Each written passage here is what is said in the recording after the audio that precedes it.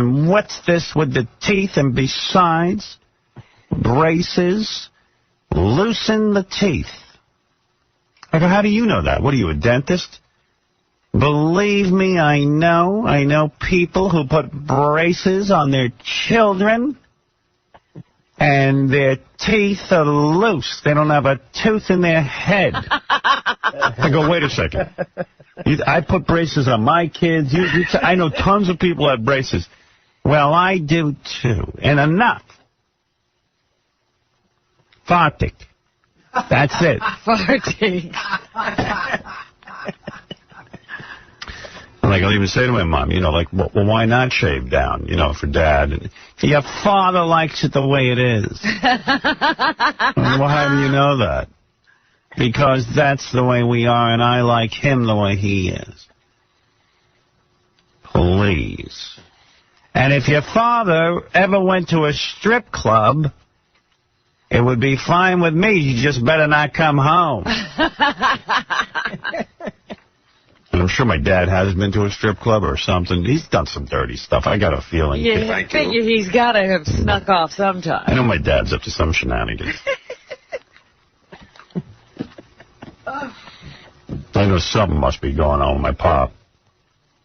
Because even when I told my pop, I was, you know, my dad and I don't really have discussions. Yeah. But I came home and told him, you know, Allison and I were getting divorced, which was not easy. And my old man was like, what? Why don't you just have an affair? Really? Yeah, he was like trying to figure out a way. Something like, well, wait a second. You need to relax. Maybe my old man's had a couple of flings. Hey, I wouldn't blame him. Who knows? I'll never know. Maybe you should have been talking to your father. Look at the advice he gives. The old man's a swinger. Even my mother did a wince like, what? An affair? A lot of times people from that generation will surprise you about how, like, they just have a complete logical answer to a situation. Yeah. Why don't you get a whore? Just do that. They don't understand therapy or... Why don't you buy Hustler? Right, they got a solution to your problem. It's like, yeah, we say you're not happy, take a drink. Why don't you watch some really good porn? Yeah, and you think about it, it's like, hey... I go, because it's not about sex. Like, but there's other issues. You know. Well, you could have a good relationship with the affair. That's what he said. Then come home. Yeah. I never, you know what, I even said, I'm too famous to have an affair. No offense. Yeah. I said, you know, I'll get caught, and that's embarrassing my children. And I don't want to have an affair. I don't want to cheat. I don't want to be a cheating husband. I throw my hands up with you. What, are you a faggot? That's it, you're a fag. You're not my son. Too famous. Look, let's sit down. We'll map out a route. Break a hair. I won't talk. My old man was real upset because, you know, he loves Allison. Of course. And he didn't want us. And he loves me, I think. And well, you know he loves Allison. I know he loves Allison. And, you know, he was desperate looking for a solution. Yeah. He took it real hard. My old man. So he probably, that would have been the last thing he would have wanted you to do, but he was willing to go there. Yeah, he would go anywhere. He said, I hate to see this happen. He was very upset. He was really, really shaken by it. And that's the last conversation we ever had about it. Yeah, it's the one time he talked to you. It was the one time. Yeah. And he got shaken by it. So now it's about 4 years later. So they asked me how it's going. I don't want to talk to him ever again. Why don't you go to Thailand for a month? Exactly. Love you long time. It's the big deal. But he was upset because no one wants to see anybody break up. But I guess they also don't believe in it. Yeah. My mom was pretty cool about it, though. I was really shocked. She was she surprised me. She was kind of like, you know, I love Allison and all that, but, you know, you're my son, and I want to make sure you're happy. You know, she was, like, really kind of nice about it. I thought my mom was really cool. And even my dad was cool. I actually was really touched by how much he wanted to keep us together. And, you know, it was really kind of sweet, actually. I'm sure it was. Yeah. Just, you know, in that day and age, it was like something you didn't do. Yeah, you don't get divorced. Yeah. Although my parents had friends who divorced even, like, when you weren't supposed to. Right. Yeah. Those were the rebels. The rebel, yeah, like the wild ones. You're one of those wild ones. You're out of They'll control. come to no good. Well, my mom didn't even give me a morality lecture or anything. When she was kind of cool about it. So that was kind of nice. I was expecting to get yelled at, you know. But it was pretty much a done deal by that time, right? Yeah, I mean, yeah. It wasn't like you were thinking about it. No point in yelling at me. It ain't going to make a difference. Yeah. Yeah. So last night, I was out on Long Island with the kids and doing our thing. Then I came back into the city. I was really tired. I think a lot of this, I want to use the S word, but horse S, that's going on with, you know, the government and this constant discussion about it. It's just draining. It takes up a lot of my day.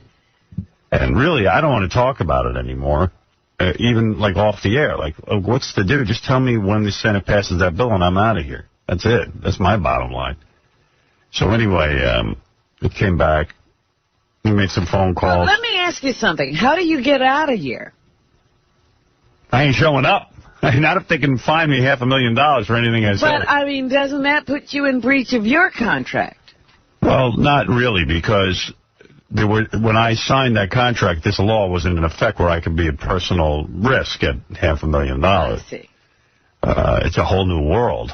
It's like signing a contract to be in the NFL, and then you find out a week later you're allowed to shoot the players on the field if they screw up. Right. I like You know, so it kind of changes the entire outlook. the lay of the land. Okay. Well, even Mel said to me, he says, I don't blame you for feeling that way. You know, I get it. You know, he understands. Well, I don't need his understanding, you know, as much as the seeing through the terms of the contract. If individual broadcasters can be fined, I am not doing terrestrial broadcasting anymore. You're going to go into outer space. Yeah. I'll broadcast if satellite maybe or not. I don't even know what I'll do. No, maybe you go to Mars. They Right. found salt water. The evidence of salt water. Yeah. There was water. It was a warm planet at one point. Maybe it'll be warm again. I'll bring a sun lamp. Bring a heater. Yeah. What? What if Mel, the company, said they would personally back you up if you got fined? Well, I would be way into that if they would, in escrow, put $100 million in an account that I can absolutely get to, and also, right. And I was sure there were no punitive situations with any of these fines, right. Whereas the government goes, no, you have to pay it. So there's a million questions that sort of can't be answered, so I just assume take a step back. Yeah, it's too vague. You don't know what to do. It's just too vague, and there's too many things up in the air, and I don't even know now. Can they go back 3 years and fine me for stuff? Right, you might already be bankrupt. Yeah, I mean, I'm probably stupid just being on the air now. I don't even know what they want. I honestly don't. Suddenly, I'm criminal number one. Condoleezza Rice can't tell us what happened 9/11, but I'm somehow music off my satellite for my TV. Yeah, we all that. Yeah. The problem is, after speaking to somebody who's into, like, serious mergers and acquisitions, you'll prove also, besides what a political power you are, is, you know, that these things have been running up 52-week highs. These things have been laying dead in the water for a long time. Dude, if I become an employee of any of those places, XM, Sirius, or whatever, I'm going to work day and night to sell radios. I'm going to be like 𝗛𝘄𝗿𝗍. You're going to be on the corner with a table. Hey, Vinny, what's up?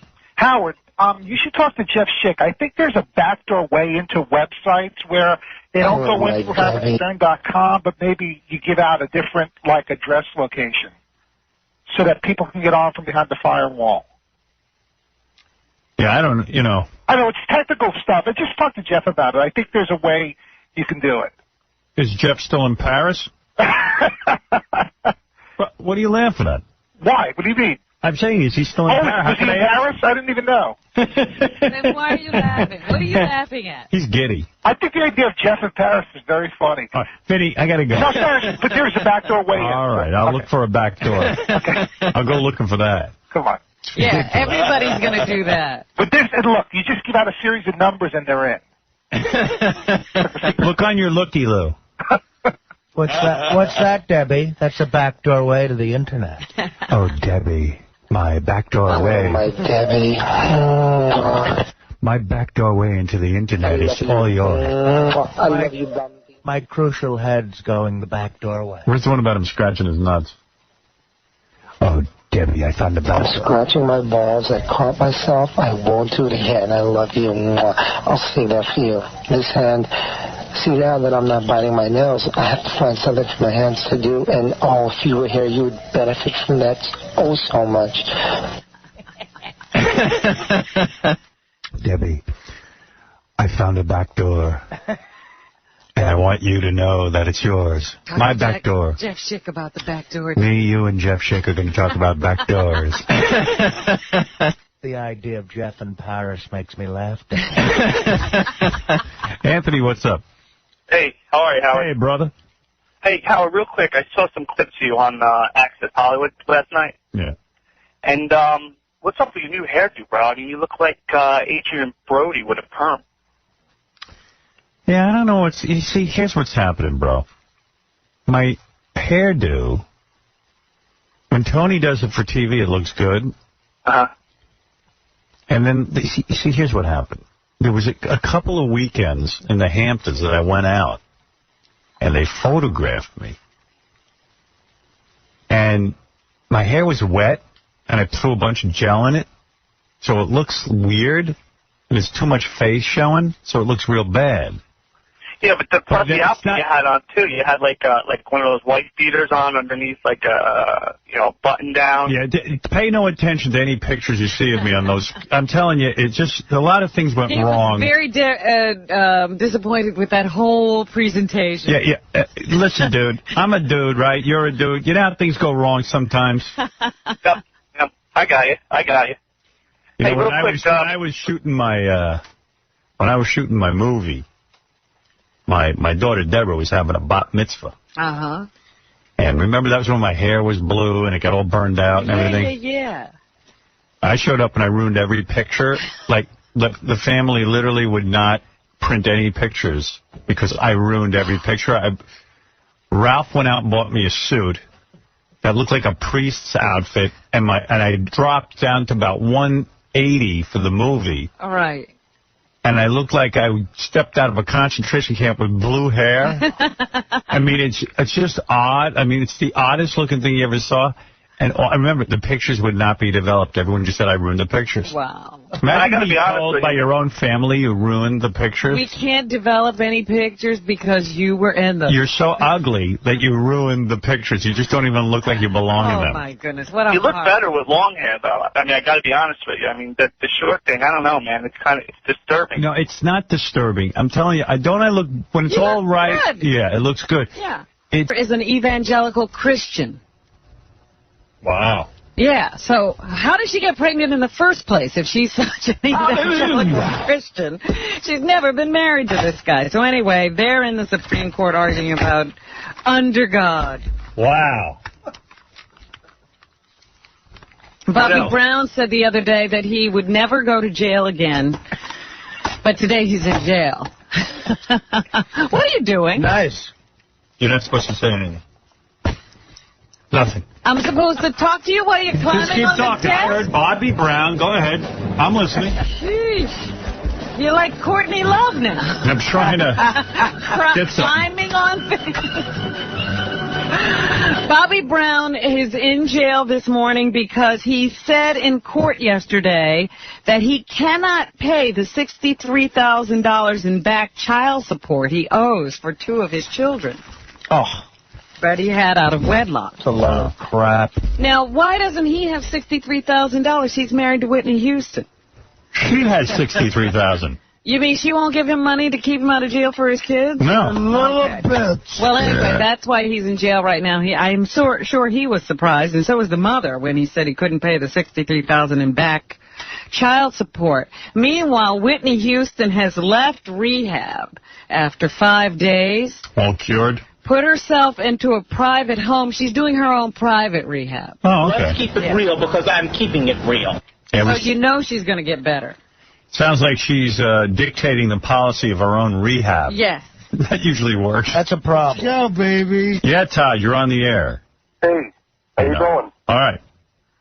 I got the perfect anthem song for you, Howard. Good. For your fight with the FCC. It's Freedom by Paul McCartney. Yeah, we need an anthem. I'm telling you, that's the anthem. You listen to all the words, it's all about you. Meg Griffin said she's going to find me an anthem. No, this is the anthem. Freedom, freedom. That's Richie Havens. What's freedom, Paul McCartney, Robin? Oh, he talking about freedom. It's new. Yeah, he wrote it not too long ago. Nah, that ain't cool. I'm telling you. No, you gotta listen. You gotta listen to it, Howard. All the words. Meg's in charge of. No. Has she come up with anything? No. Howard. Nothing we liked. Fight the power, Public Enemy. Howard, you had Junior on the other day? When you had Junior on the other day, did you know that he farted 'tis this season? Wonder why this isn't working. What are you hitting over there? I know why. My album is Fear of a Black Planet. I think that's off of that. I don't think so. Oh, no? Not up on the Public Enemy. I am. Hey, Howard. Yeah. Tell Artie I can't wait to see him in Albany. All right, buddy. Hold on, I'll go tell him. All right. Hey, Artie. Hey, Artie. Yeah. Okay. What else is in the news? Well, that Security Commission is still meeting on September 11th, and yesterday Richard Clark was the person testifying. He's the man who's written the book now, who says that the Bush administration dropped the ball. I didn't understand that. I put on all the news channels, and they were making a big deal. They found some tape where he contradicted something. Or some transcript of something, where he said nice things about the president. Yeah, I zoned out. But here is Richard Clark giving his testimony yesterday. D1. Okay. I think this guy's very credible between you and me, but that's just me. All of the things we recommended back in January were those things on the table in September. They were done. Listen, Bush is a slacker. This is not a guy who pays attention to detail. Well, he knows what he wants to do, and he said, get Saddam. Yeah. And, you know, he's not the only guy who can defend this country and defend the homeland. You know. In fact, I would suggest there are some guys who could do it better. Well, so far, he's done as bad as the Democrats. That's what we've learned. We've learned, he's now whining that it was Clinton who was really bad, and so was he, but Clinton was bad, too. Well, okay, well, now you're both not going to be president. How's that? Oh, boy. Thomas Kean, who is the chairman of this commission, says nobody comes out of this with clean hands. D2. We and our fellow commissioners have experienced considerable frustration these past 2 days. We keep wrestling with the question, what could have been done? Tons could have been done. When someone tells you you're going to be attacked, you make preparation. You throw people out of the country, you pussies. No, the Attorney General starts flying a private jet. Yeah. You know what? I love this Bush administration. I love it. Well, you know, Clinton didn't do anything either. And well, I recall Clinton doing something, but all you guys kept saying he was trying to hide the Monica Lewinsky affair. Take our mind off it. Yeah, he's going to start a war just to get Monica out of the headline. Remember that? He's starting a war with Afghanistan to keep Monica out of the headline. But okay, so Clinton sucks, but how come you guys suck? And how come when you get info, all you can think about is Iraq? Look, they're a bunch of slackers. And by the way, I would like to find President Bush and Dick Cheney and the entire Bush cabinet $500,000 per offense, and I added it all up. They owe me $17 billion friggin' dollars. Well, you know, at least Richard Clark got before the committee and said, I would like to apologize to the American people and the people who lost family members in the World Trade Centers because we dropped the ball. That's right. But they're trying, like, Bush is trying to go, well, Clinton did too. You know, like, how is that a defense? How about I fine all you guys and give all the money to the families? Because it seems as though when they make a mistake, real things happen. Yeah. When I make a mistake, if you want to call it that, you might laugh. Right, Tom? All right. See? Meanwhile, Bush has picked up an endorsement from a Democrat. A well-known Southern Democrat is throwing his support behind President Bush. His name is Senator Zell Miller of Georgia. He leads a group called Democrats for Bush.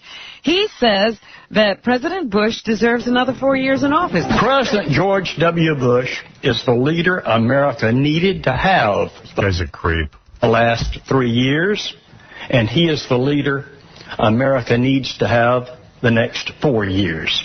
Fine. I'm fine with him being the leader for the last 4 years, but just not the next 4 years. Yeah, why do we need him for the next 4? He didn't make a real good... Are things really that great? Zell Miller was a big mouth at the Mel hearing, by the way. Another big mouth. Oh, was he? By the way, all your phone calls yesterday from Benji's sister's phone number, according to Gary, there was a congressman, Lautenberg, who said he's never got more calls to his office on any issue than this. Uh-huh. Yeah. Excellent. Senator Lautenberg from New Jersey. Yeah. Let me see that McCartney song. Let me see why that would be a good anthem.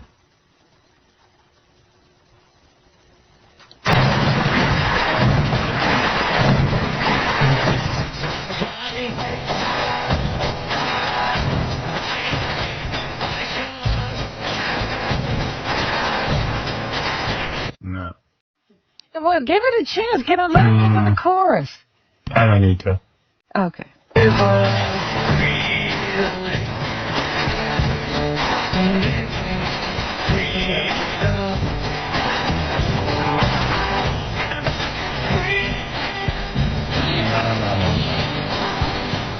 No. Korn already made my anthem. And the self-described king of all media, and the kingdom's smaller for Howard Stern. I'm going to do that as my karaoke. No, you're not. Yes, I am. Honey. Absolutely I am. You can't handle that. I'm doing that. I'm not allowed it.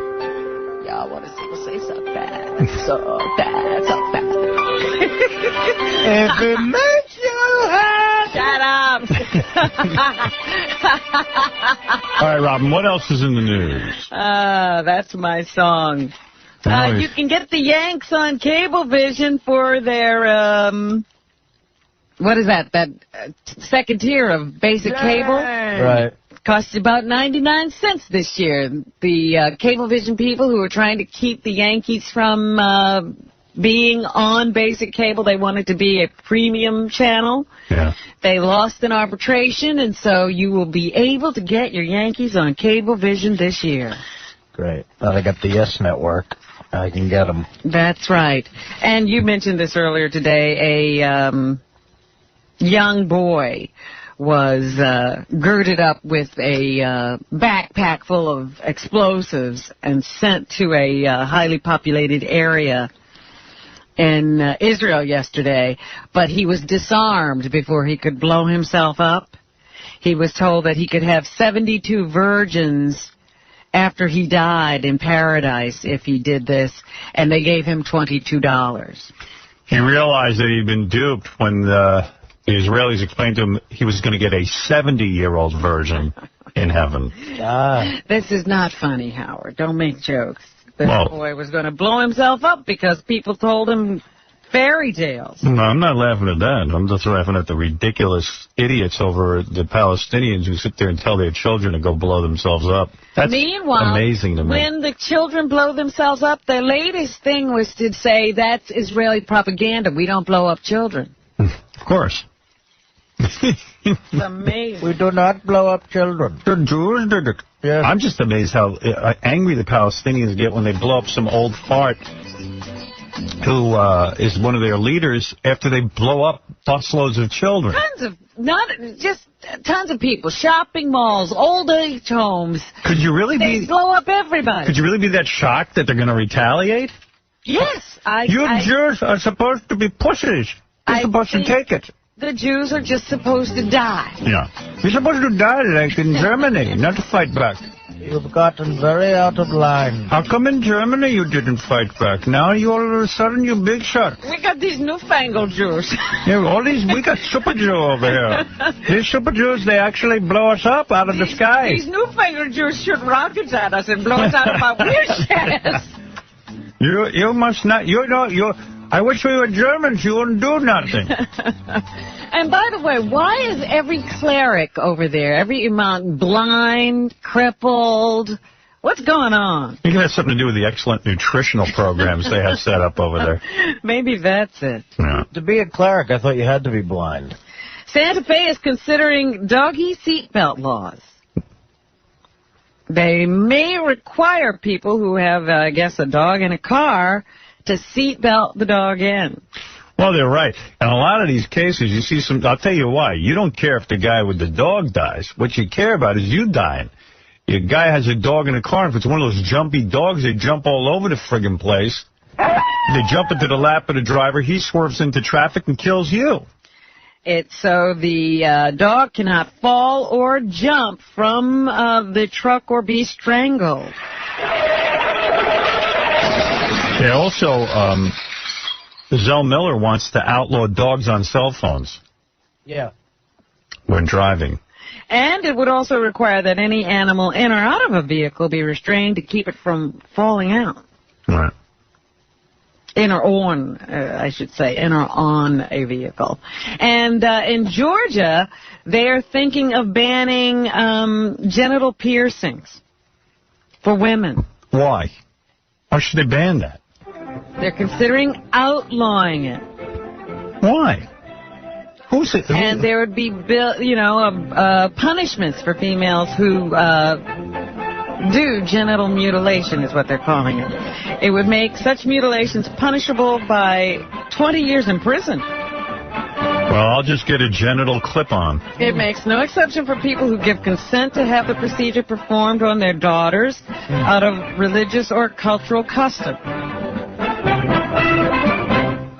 But I like my penis to look good. But it applies only to women, not men. Thank God.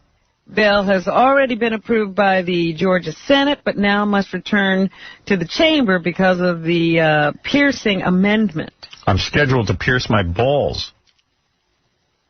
Do it in Georgia as a protest. So there you go.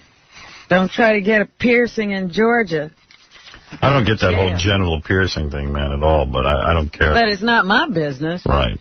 I don't get a lot of the piercing stuff. I want the Senate out of my genital piercing. Stay out. Singer Aretha Franklin is going to get to be home by her birthday. She's about to turn 62.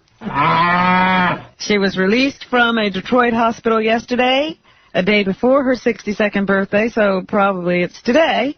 And they say it was an allergic reaction to some kind of antibiotic that took her to the hospital. It's a big gal. It's more like an allergic reaction to mayonnaise or something. Well, that's what you see, Artie. Yeah. I don't know what happened with this antibiotic. Tom Hanks is in a new movie called Lady Killers opening on Friday. Here he explains the title of the movie. Sooner or later, if you're going to play in the mud, your hands are going to get dirty. Or if you're going to dig a tunnel under the Mississippi, you're going to get stuff under your nails. And so you have to draw a straw. Who's going to go to a Tom Hanks movie? My goodness. Well, it seems that everybody goes to Tom Hanks movies. They say that Tom Hanks is worth every dime that they pay him because he brings people to the theater. In that Lady Killers, he laughs like J.D. I want to go see it. No. In fact, they did a whole thing in the paper on Sunday about whether people are worth what they get paid to be in movies, and only Tom Hanks and Tom Cruise seem to be worth it. Did it say I was worth the $4,000? Every penny, Artie. Thank you. Olivier Martinez is in something called Taking Lives. Here he explains, that's the Angelina Jolie movie. Here he explains why the most important part of a film is the script. With all the admirations that I have for DJ, what make a good movie first. Antonio Banderas laughs at him. Yeah, we can almost understand Antonio. Kathy Griffin was here yesterday. She's great. She has a special on Bravo right now called The D-List, and here's what the celebrity she can't get enough of, and why. I can't get enough of Mariah. I can't get enough of Whitney. I can't get enough of Celine. I can't get enough of Liza and David. I can't get enough of Britney and Jason. I'm just thinking of Britney and Jason Alexander as a very hot couple right now. I'm still thinking that marriage could work with one more Porsche, and he'll stick with it. Yes, Bruce. Bruce, go ahead. Yes. Hold on a second. Yeah. I want to talk about the getting on the website with a clear channel. Yes. It's very, very simple to get around that. All you need to do is go to Google and type it in a search, and they wouldn't be able to block it in the search. It's very simple for them to block. What if you then click on? But they can't block everybody that's going on Google and typing in Howard Stern. Oh, I see. If you type in howardstern.com directly, it would be blocked. But if you go on Google and then click on howardstern.com, you get through. Exactly. It's very simple. It's very simple for them to block direct links to howardstern.com.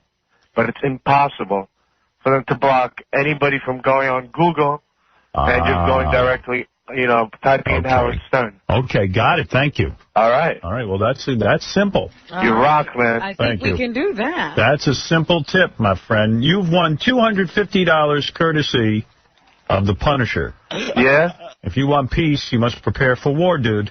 I'll take it. This is Brooklyn Bruce. Holla at T. The latest from Lionsgate and Marvel Studios and theaters everywhere. April something. Howard, can I send you a free digital camera?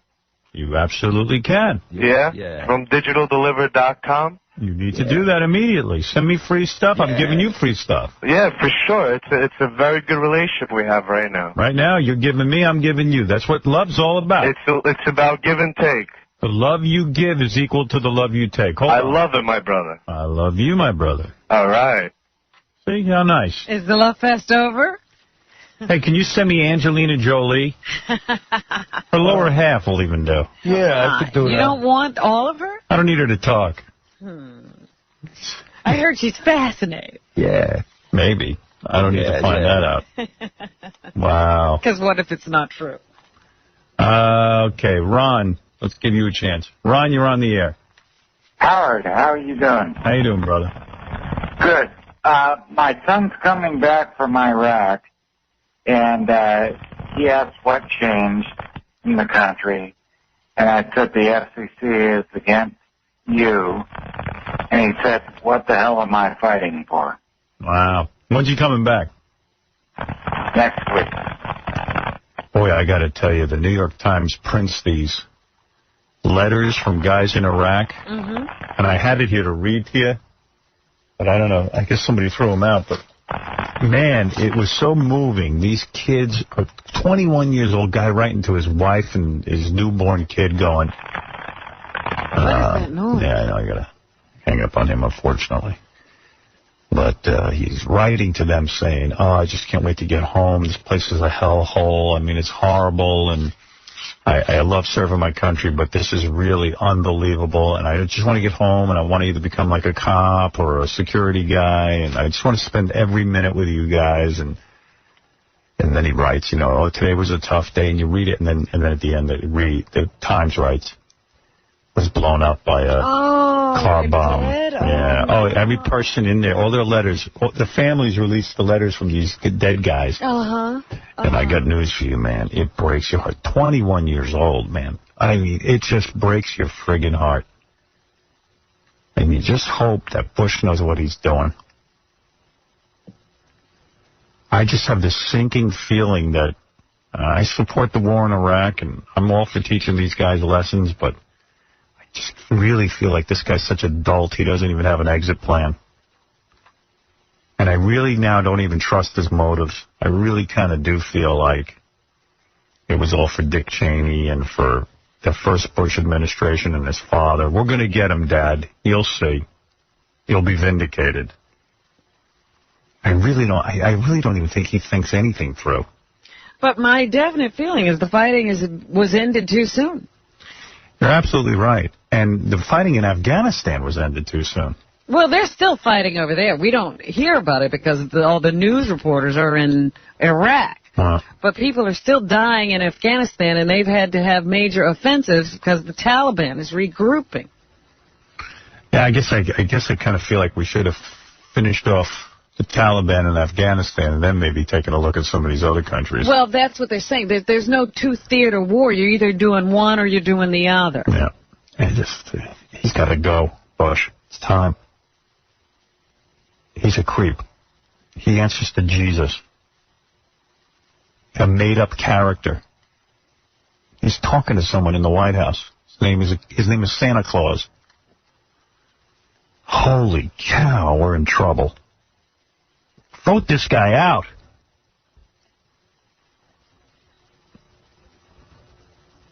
I don't know. I'm moving to Mars. What they said, there's water on there? They've found evidence of salt water even, which means there could have been an ocean, which would have been able to support life. Anyway, go ahead, Robin. Let's wrap up the news. Yes, this is something I saw a little piece of in the paper yesterday, and I forgot to mention. The cable TV industry, in order to circumvent the federal government's efforts to take over regulation of cable television, is offering to give free to people equipment that could be used to block offensive programming. You know, because we've already said that they're trying to do what they're doing to the airwaves, but cable is in their sights. And so the cable industry is trying to keep that from happening by saying, look, we'll run into people's houses who don't have V-chip televisions and give them equipment that will be just like a V-chip and teach them how to use it if you just leave us alone to do whatever we want to do. This is what's going on. This is what we're concentrating on. Anything else, Robin? Yes, the girls who are, I guess, like cheerleaders for the Rangers, they skate out on the ice in pretty outfits and I guess do routines. Yeah, they're hot. They now say, one of the former captains of the cheerleading squad says that the officials of the Rangers organizations used to call them the ugliest girls in the NHL, encouraged them to go out drinking, and took away their free cookies so they'd lose weight, and encouraged one girl to have a boob job. Courtney Prince is 25. She fired this slap against MSG and the owners of Cablevision in filing with the Federal Equal Employment Opportunity Commission, charging she was sexually harassed by an MSG exec and then essentially fired from the Ranger City Skaters. Fired! Yes, fired! Britney Spears, wasn't she just married to somebody? They now say she's having fun in a hotel with Colin Farrell. Oh. So I guess she's gotten over that marriage. It was her husband.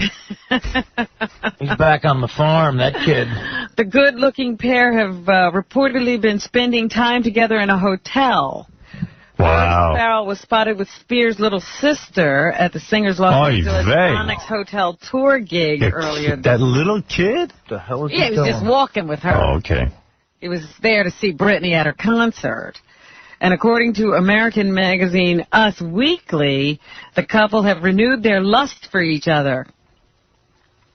smoking at the premiere of Colin Farrell's movie The Recruit was their first encounter, and now they have rekindled that flame. That dude gets more hot tail than anybody on the planet. He's getting it all. He's going to have it all. And you know what's great? Like, every magazine article you read about him, he's a real ass. You hear him quoted. He's an ass to women. He even like says, I just like to F girls and leave them and stuff. Right. And you think like that's going to turn off women?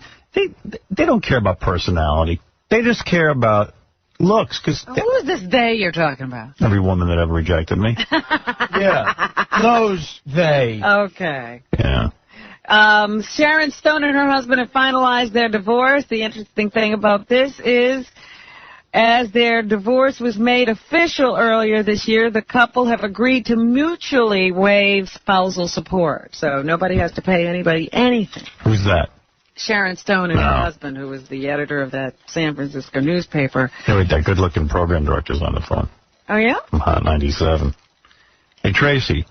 Howard. Is that picture accurate, or is it like the best picture you ever took in your life? No, I actually don't photograph well.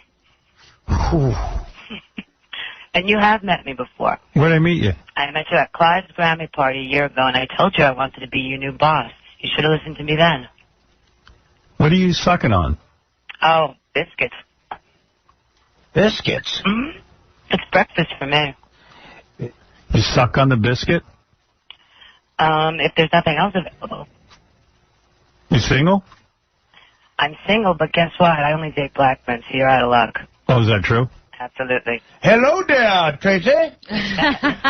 You're a white chick, though, right? I am a white chick, absolutely. That's because she's working at Hot 97 and wants to fit in so desperately. Oh, what do you mean? Maybe she just is into that whole black culture thing. Yeah. Impossible. Honey, I don't need to fit in. I am on 97. It's because she's on Hot 97, I'm telling you. Oh, she didn't date black men? Oh, you think she's lying? Yeah, I'm thinking she was working here. She'd be dating white guys. She'd be dating white rockers. Yep. I don't think so. Because all the blacks over there will have a fit if... Why? Because they don't want some white woman telling them what to do and play. That's a rap station. She is a white woman, even if she's Howard, I've been black telling them what to do and So they put up with her because she does black guys. Oh. She's like, you know what she's like? I love your racist commentary. She's like Mariah Carey, how she runs around with black guys, and Britney Spears has a big black bodyguard because she's trying to look like she's got street credibility. No, Britney Spears has a big black bodyguard because she wants to be safe. Tracy. Nobody thinks they're friends. I'm telling you, Tracy's walking around like she dates black guys, but she would date a white guy too. You're fronting to look good. Maybe she did this before she ever got on radio. Nah. Robin, I'm telling you, the black is the better lover. Tracy knows that the black is the better athlete. I have seen white women who only date black men. I'm just trying to badger her into dating some white guys, that's all. Come on, Trace, why don't you open up your mouth? Hey, well, honey, congratulations. You look good in that picture. That's all I'm saying. Well, thank you very much, and I just want to say thanks for the compliment. All right, honey. Take care. Later. I'm not too big a man to compliment the PD of a competing station.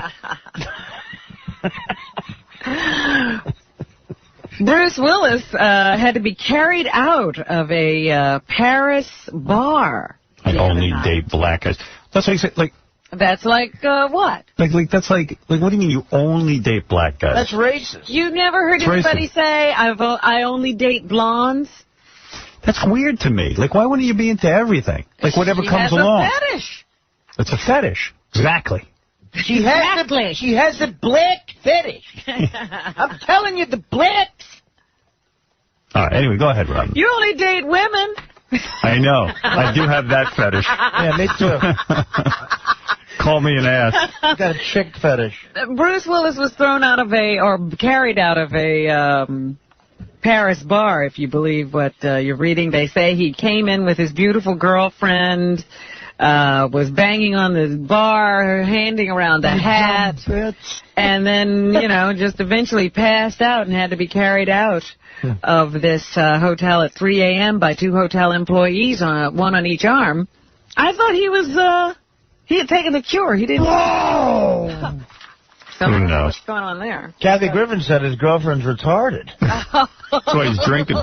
Nice. Remember she said that? That was anything else, Robin? I just got to run for a meeting, so. Yes. Let me see. Ben Affleck is in a new movie called Jersey Girl. Yes, no one's going to see it. Kevin Smith film. I love new Ben Affleck movies. Here he says why Kevin Smith decided to make his character in Jersey Girl a publicist. Kevin's aware, as a good storyteller and a good comedian, that people can sense that there's... All right. Anything else? Yes, here's Kevin, who was asked what effect the much-publicized romance with Ben and J-Lo will have on Jersey Girl, so she has the benefit of knowing, role. Like, the movie wasn't about them, you know. We kept it real quiet in the beginning because we wanted to have a big surprise. You know, got punched the audience with, like, guess what? All right. Okay, and he was asked what effect the failure of Gigli will have on his film. When I put the movie together, I was like, Ben Affleck, Liv Tyler, Jennifer Lopez, we have a great shot at being the #1 movie the weekend we open. After Gigli opened, I realized we're never going to be the #1 movie. It'll never happen. You know, we're handicapped at this point. Oh, dear. And now the movie has to rely on word of mouth to kind of bring it along to get people into the theater. Oh, well. Oh, well is right. And that's what's happening. Well. Man, I need Joe Millionaire. You got to make a movie. Yeah. Joe Millionaire's Evan Marriott versus Miss Howard Stern. Good show. You're going to love it. All right. Robin, I'll see you tomorrow. Thank you to Lorna Hart with the Superman costume. That was kind of cool. Yeah, that was fun. That was a lot of fun. If you want to check in with her, it's profilesinhistory.com. See you tomorrow. 95X.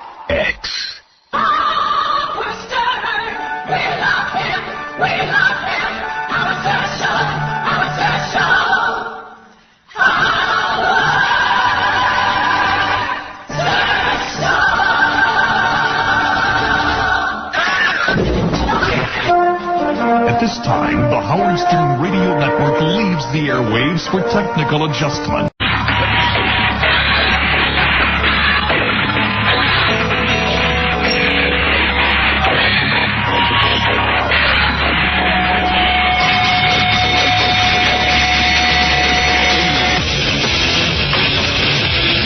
Giants suck.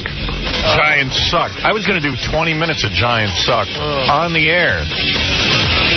But I realize now that might get kind of dull. Giants suck. Well, you could go to specific guys on the team after the Giants. I officially got into football this weekend. Yeah, this was the weekend to get into it. Yeah, I had a great weekend. I watched Pittsburgh and Cleveland. Great game. Great game. You didn't watch Saturday? You didn't watch the Jets?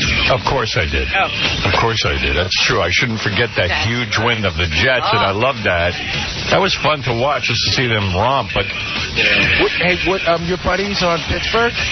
Yeah. Did he play? You know, I don't know. I didn't see him in the game. Didn't hear his name either. No, Marco. But I think that what it is he just got on the team like 2 weeks ago, and they're not going to... I don't know. I don't know that he's... He doesn't know the system, and they're not going to play him that much? I don't know. I don't know what goes on with that. He has a history of not getting on that field. Yeah, because here's the deal. If they traded for him 2 weeks ago, if he has to learn the system, why would they trade for him? No, I think they have him on hold if somebody gets injured. Like a reserve guy? Yeah, they got to have that. That's the best, because you get a ring if you win it all. You don't have to get injured. Me and my girlfriend were talking about that, because we're friends with Marco. Yeah.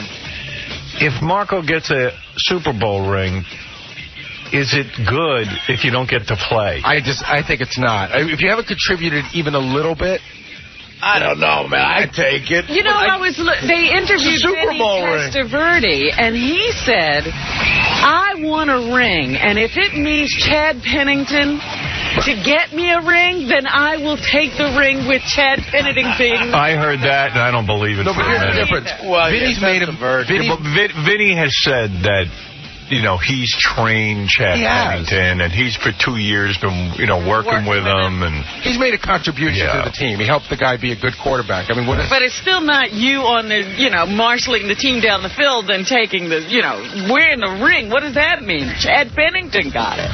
All I know is good to be back here. It's about 190 degrees in the studio, and I'm really ready to drop dead already, and I've been gone 2 weeks.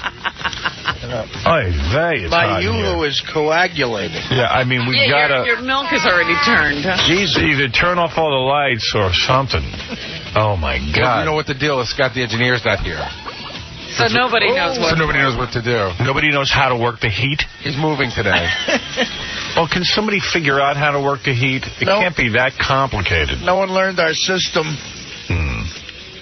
Speaking of football, can I talk to you about our contest? What went on with our I contest? was wondering about that yesterday. Why don't I set the agenda? Okay. We've got time on that. All right. We've got time. Baba Booey's setting the agenda. Well, 'cause sometimes you want me to remind you stuff. I know. I'm going to try. Not today. Not right now. Today I don't need you to remind me of anything. Don't remind him now. That was yesterday. Baba Booey. All right, so I watched Pittsburgh and Cleveland. That was good. Great game. Although if you're a Cleveland fan, you got to be kicking yourself in the head. Terrible. Yeah. The Jets romped, but I don't know how real that is. Like, you can't Was tell that with a good team? I think it was. I think, you know. They were pretty good. They're in the playoffs. I was at the Jet game with a flask, a brand new flask, and they looked amazing, man. Yeah, I mean, they seem like Supermen Unbelievable. at this point. That Pennington guy, I mean, he looks like a Hall of Fame quarterback. Yeah. Isn't it also because none of them can figure out what he's up to because he's so new? No, I just think he's really a He's solid. sharp, yeah. He keeps his head cool under pressure, and he like rolls out and hits these touchdown passes. And I mean, the Colts aren't a great team, but the Jets looked unbelievable. Sounds like you're in love. Yeah, everybody's. I love that Chad Penn.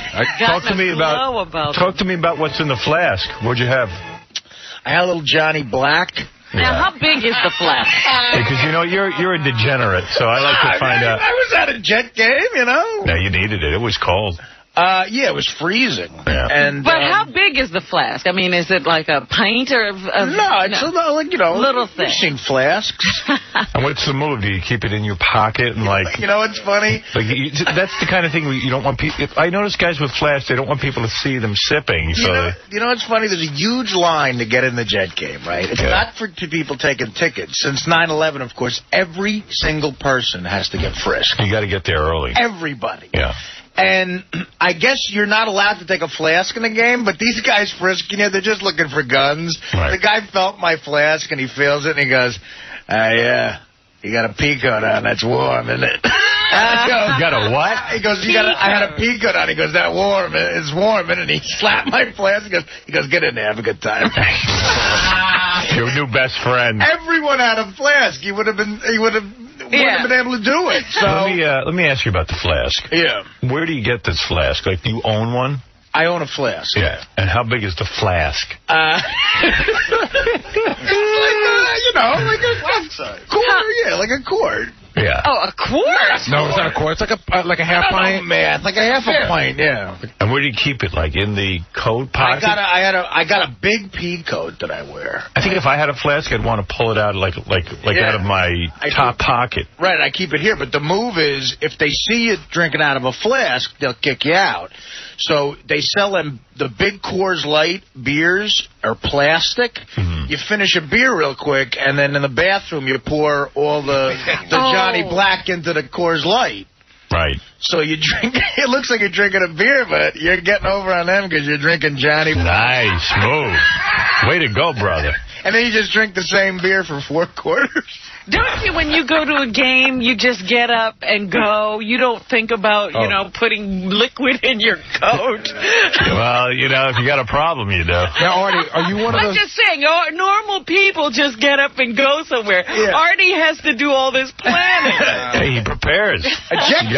You gotta, I don't know. A Jet game is a lot of fun. Agenda he's got to Artie, get through. Are you one of those guys who knows exactly when they stop selling beer, so you go and get the 4 at a time? Yeah, the baseball game, it's the 6th inning now. Yeah. What's up? Usually those guys who check you are such pricks. I mean, like one time, it's hard to sneak beers into Jet Stadium. I mean, more my friend dressed as Santa Claus one time. They had 18 beers. We dumped a case. We put them in. You guys are like terrorists. Like instead of bombs, you got beers strapped to you. They had beers strapped to themselves. They stopped Santa, and they made Santa take all of his beers out. His kids walking by, and Santa's dumping all the beers out. Not in front of the kids. You ain't getting nothing for Christmas. Yeah. Give you an idea. Casey's agenda at his family. For a wedding, they were all groomsmen. They all got Jet flasks. That was their gift. With the name on it. Jet! Engraved in it. Howard, you should see the meeting in the parking lot when you're going into the Jet game, and you have to break up the beers. You know, there's a case of beer in the back of the car. Right. So, like, my buddy Frank, he's a construction worker. He's got one of those overall jumpsuits that you wear when it's cold, and there's pockets everywhere. He goes, all right, I'm putting one in the leg. I got one here, one here. And then he comes up to, he goes up to everybody and he takes you, like, your left side jacket, your right side jacket. You take one here, you take one here. Right. Anybody got any open pockets? And you try to get everybody, set up so you can bring the whole case in. Because you don't want to buy beer there. They charge too much money. $8, $9 a beer. But they don't search you for beer? They don't feel the beers? You know what? Depends on the dude. If you go in with, if you put 30 beers in on everybody and they take 10 away, you still got 20.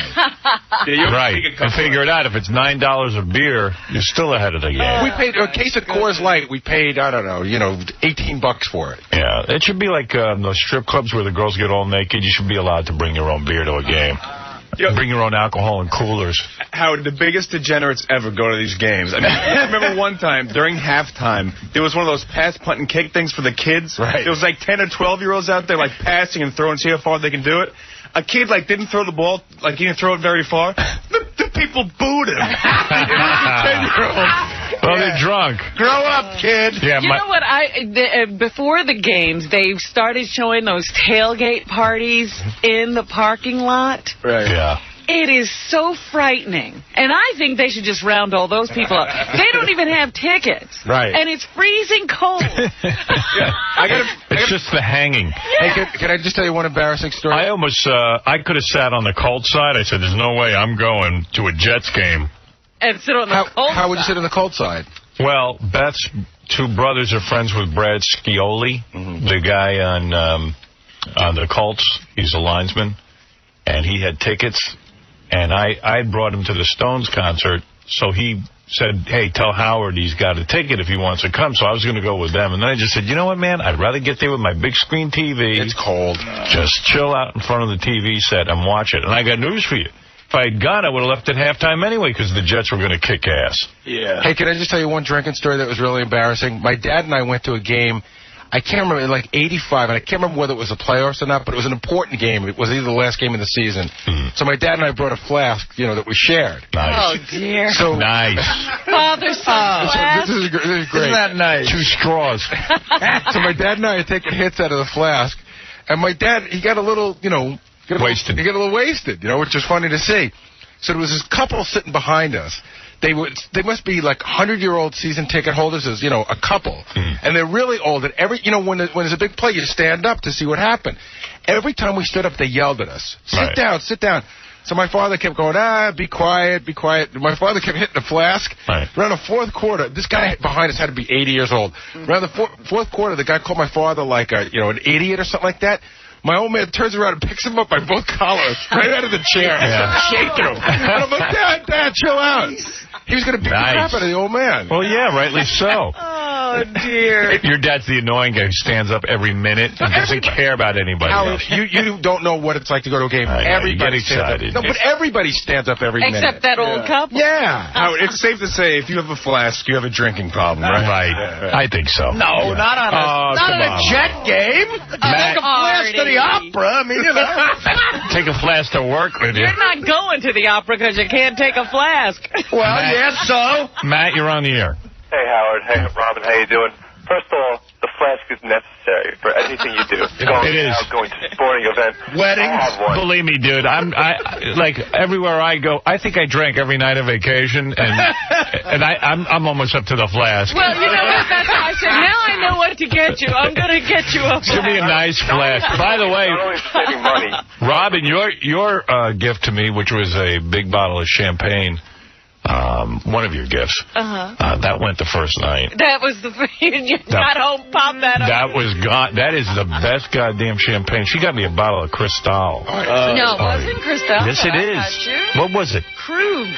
Oh, that's what it's called, Krug. Yeah, it was really good, and that was gone. How big was the bottle?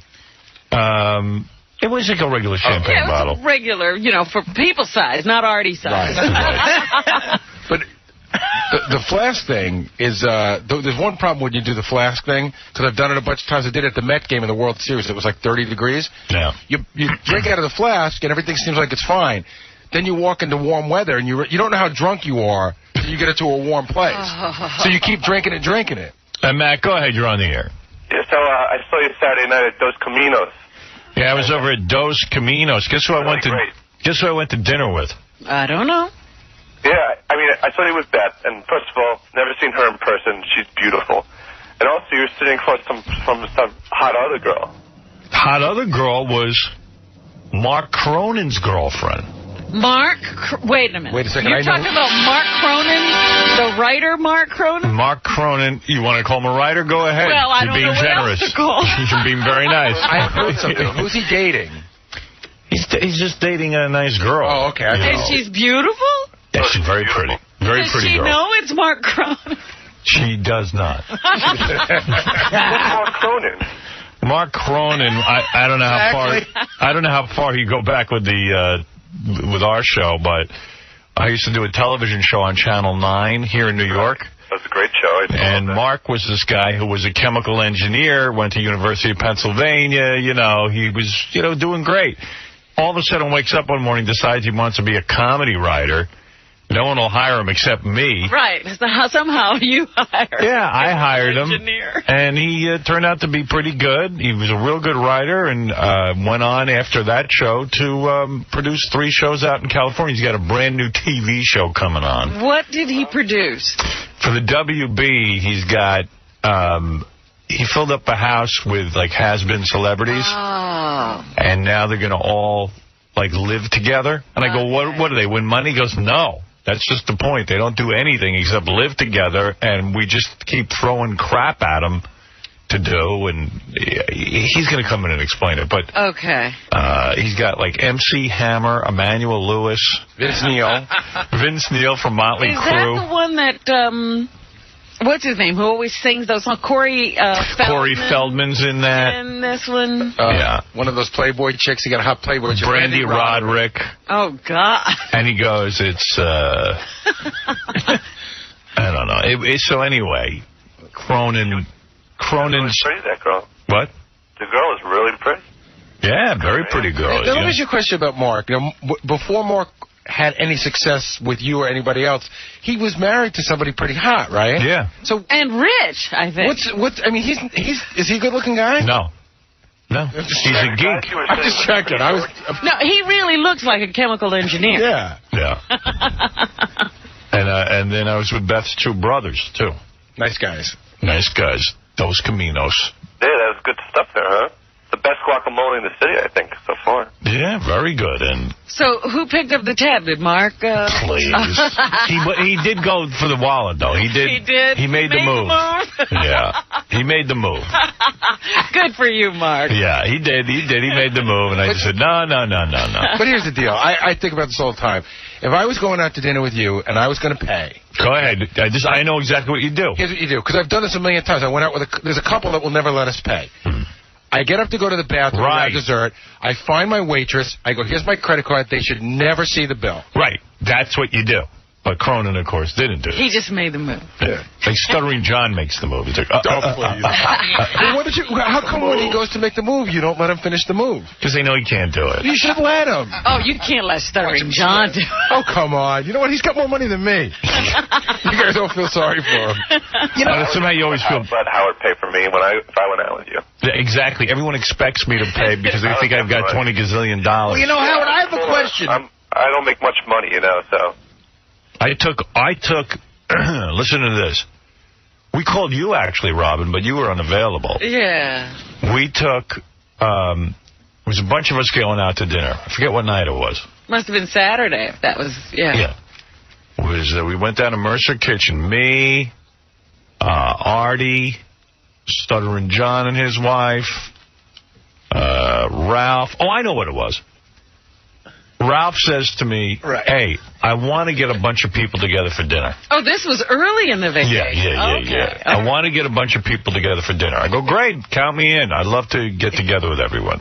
He goes, all right, I'm in charge. So he doesn't make a reservation anywhere forever. Oh, no. Then at the last minute, he calls me up. Do you know where we should go? And he called me at the last minute to go. He goes, I know this is last minute, but we're going out tonight. Yeah. So he goes, do you know anywhere we should go? So I said, dude, I thought you were taking care of this. I said, well, you know, it's a real nice place, 𝗦𝗫𝗄𝗿𝗍 Kitchen. Oh, really? Okay, can I drop your name? Because we might have trouble getting a table. Yeah, at this So I said, well, go ahead. He drops my name, he gets a table. He calls me back, he goes, you know, I don't know if we should go to 𝗦𝗫𝗄𝗿𝗍 Kitchen because they don't have any round tables. And I don't like sitting at a square table. So it's not. He's like a girl. He goes, it's not good for conversation. I said, well, you know what? You just dropped my name. Do me a favor. Don't cancel the reservation because of a table, of a square table. I'm fine with a square table, and you've used my name. I don't want you to cancel at the last minute. I said, well, okay, I'm coming. I don't ask him who's coming or anything. Well, who do you think needs to be there? I thought he was planning this. That's what I thought, too. So I go, well, you know, what about Ross? Maybe give Robin a call. Call some people, see what they do. Yeah, I'll call some people. So this was supposed to be done days ago. See, that's why you got the call. Right, at the last minute. Yeah. Who else should I call? So I said, well, what about Artie? Some people. Get together with some people. He doesn't know anybody. Right. So I show up. I get there. Ralph, by the way, comes over to my apartment because he wants to ride down to the party. Oh. He's throwing a party, but you have to get him there. Yeah. So I take him. We go down there. Everybody's there. There's a square table. There's 3 seats left. One for me, one for Beth, one for Ralph. Ralph plants himself. There's 2 seats next to each other, which you would think would be for me and Beth to sit next to each other. And there's one all the way at the end where Ralph will be in Siberia. Right. And Ralph plants himself down where me and Beth should be sitting. And because he doesn't want to sit. He takes one of the 2 seats that are together. Yeah, because he hates a square table and doesn't want to be at the end. Right. So I said to Beth, well, there's no room for us. We'll go to another table. So Ralph begrudgingly moves to Siberia at the end of the table and is pouting the entire friggin' time because he's not in the midst of all the action. Right, where he thinks the good spot is. And believe me, I was at the end of the table, too. It makes no difference. But then when he got enough alcohol, he couldn't care less where. You know what? Alcohol turns you into a man. Went from being a crying girl to a man. That was a fun night. You had the Chopin vodka. Yeah, it was loaded. So anyway, then the bell comes. Yeah. And it's Ralph's party. It's Ralph's party. I see nobody reaching for the bill. The bill's been laying there for for an hour. I reached. Yeah, I saw you did the reach. But you couldn't reach it? Yeah, you couldn't reach it. He was very far away from it. He tried. Yeah. So I just said, you know what? I'll pay for the whole thing. Boom. Very nice.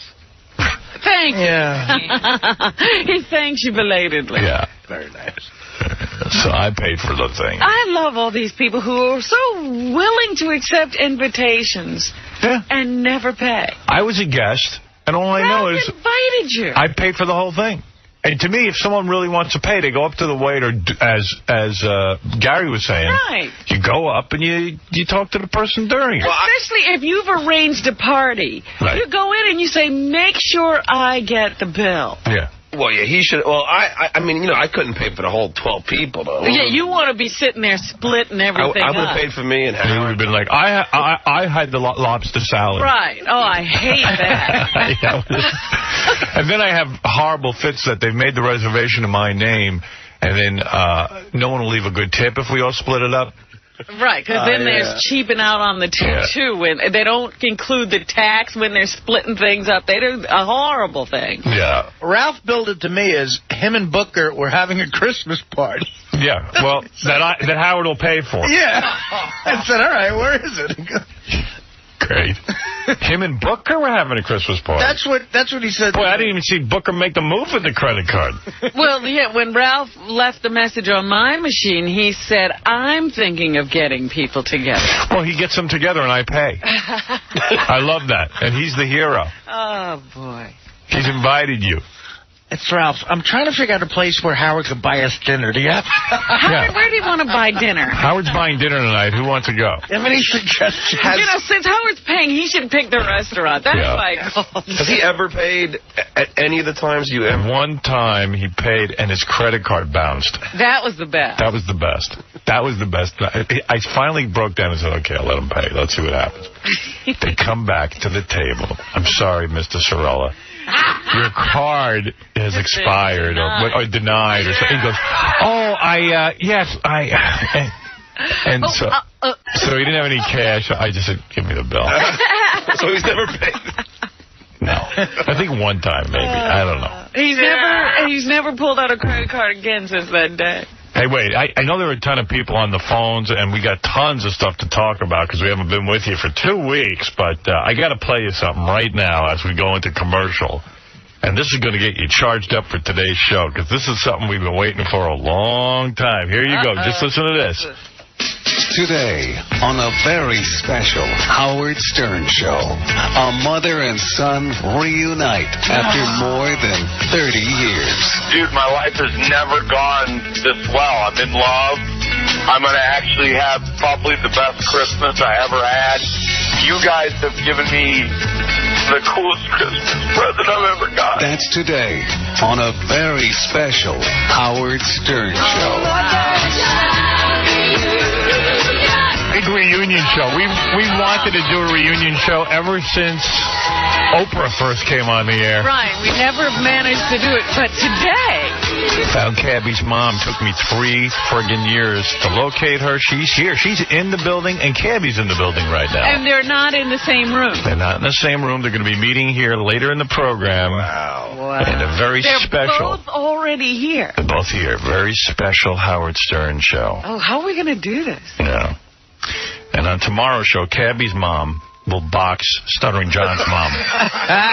No, what are we doing? Are we meeting Cabby first? I thought it through for the entire vacation.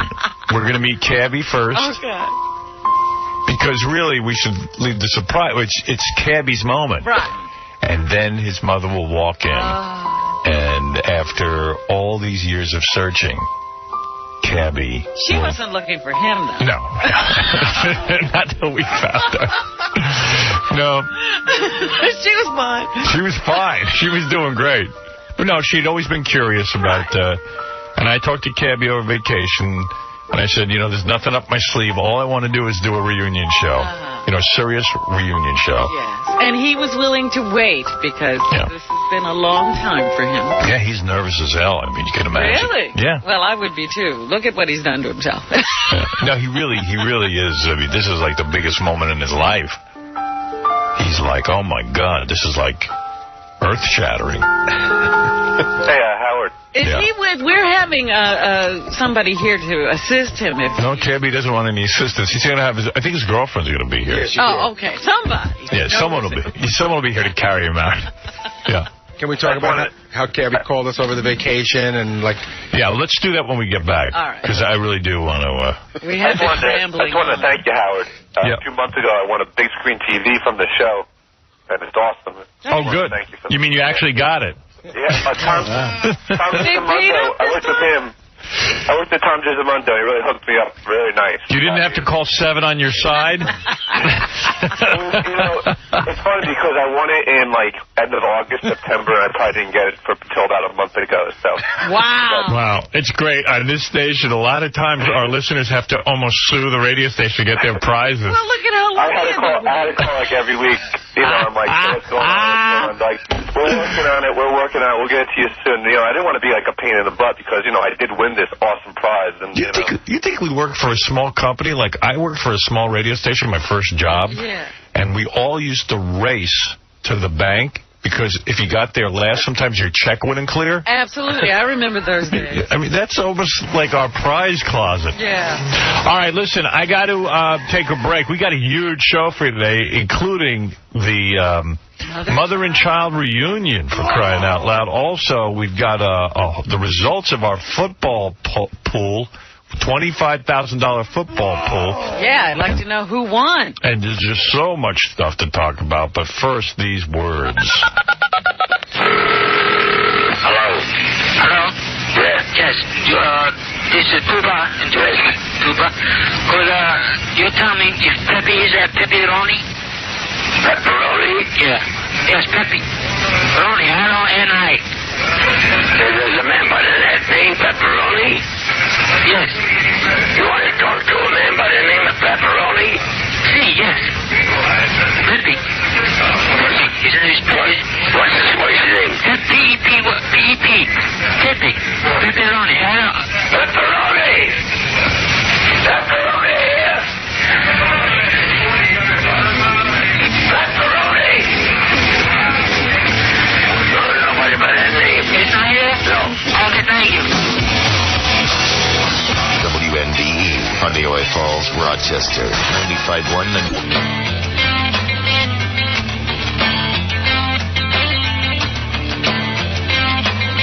The Howard Stern Show. Hi, this is NFL great William the Refrigerator Perry of Chicago team that used to win Super Bowls. And you are listening to a man who has a head shaped like a football, Howard Stern. Hey, man.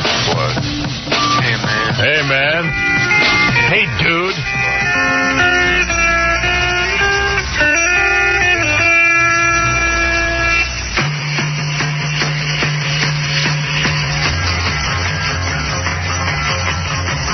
My name is Cabby and I act like I am 6.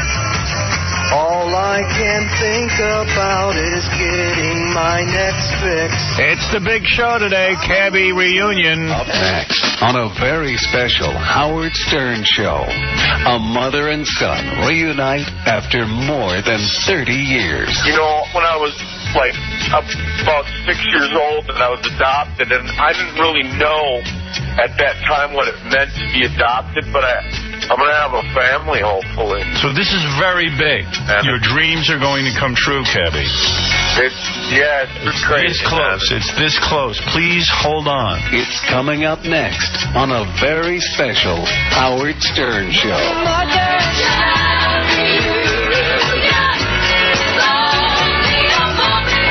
I just always wanted to have a very special something. Just having a very special Howard Stern show is with tears and everything. Yeah, it's going to be great. And Cabby's the kind of guy not afraid to show emotion, so I like that. It's, you know, this is going to be a 3-tissue event. Usually 3-tissue event on our show means some hot chicks coming in. Right. But we're going to do a reunion between Cabby and his mother. How old is Cabby? I don't know, 30-something? 34. Yeah. 34, never known his real mother. We're going to find out why she gave him away. It's going to be perfect. I'm going to be Oprah. And, Robin, you can be Oprah Jr. Well, other people do. I'll be Sally Jesse. All right. No, you be Dr. Phil. I'll be Oprah. Oh, no, Dr. Phil. What's wrong with you, son? Part of bed, don't you understand? What part of you don't understand your mama didn't want you? Your son has an enormous 3 on his neck. What does that mean to you? What part of worthless did you not comprehend?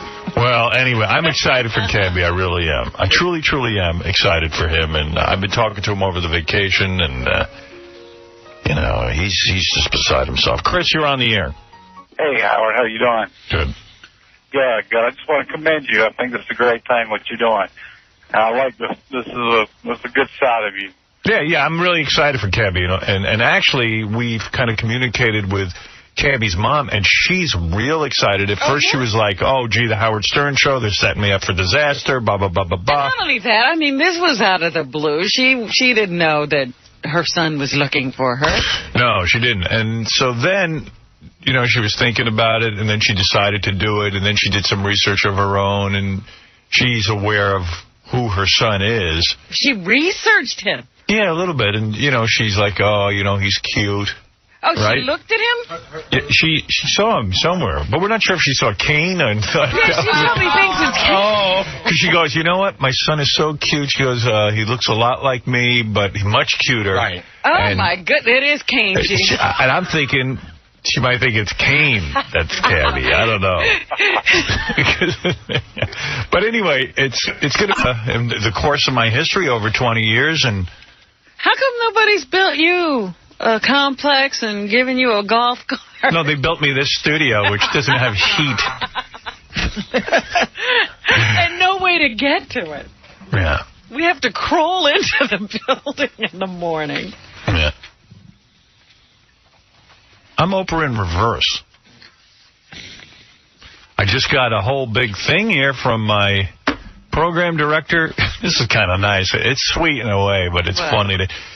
The radio station that we're on in, where is the zone? Arizona, okay. We're on, evidently we must have some good ratings. Number one, 18 to 34, 25 to 54. So they made me up 3 trophies. Yes. You know, they sent them to me. Oh, that's what was sitting on your desk? These 3 trophies. But they're the cheapest goddamn trophies you ever. I mean, oh, Howard got some cheesy awards. I mean, look at these. If you're gonna make me an award, it's not like it's a real award. The radio station made them for me, and. I thought they were goofs. I thought you had made them up. Yeah, it looks like if I made up some awards. Props or something. So I'm not sure what to do with these. Got them out every award. Yeah, whatever. So, there it is. All right, let's take a couple of... we really don't have time. I got to get the news. Yeah, Double A, go ahead quick. Hey, what's going on, Howard? It's good to hear you back on the air live. Today's show was awesome, dude. You're off to a great start for the new year. There you go. One quick comment, though. Anything that prevents you from banging Beth, it's got to go. Get rid of Bianca, dude. Get rid of Bianca. No, we're working it out. We're working it out. All right, man. Have a good day. All right, later. Double A making the creepy meter hit red early here. Yeah. Number 10 on the creepy meter. Double A tooted in. Get rid of your dog. You can't bang Beth. Double A shabbered in with another gross comment about sex with Beth. Larry, go ahead. You're on the air. Hey, Howard. Hey. The talk show host you were talking about sounds like Phil Donahue. I thought of him, but I don't think that's him. I mean, he's definitely hetero. He's still on the air. Yeah, he wasn't canceled. Yeah. Oh, I thought he was, did they take him off the air? No, they decided to bring in an audience like that was going to help, and so they're still trying him out. They're still going to go with him. We knew he'd fail, before they put him on, but... But I hear he's looking for a bulldog, too. Yes, sir.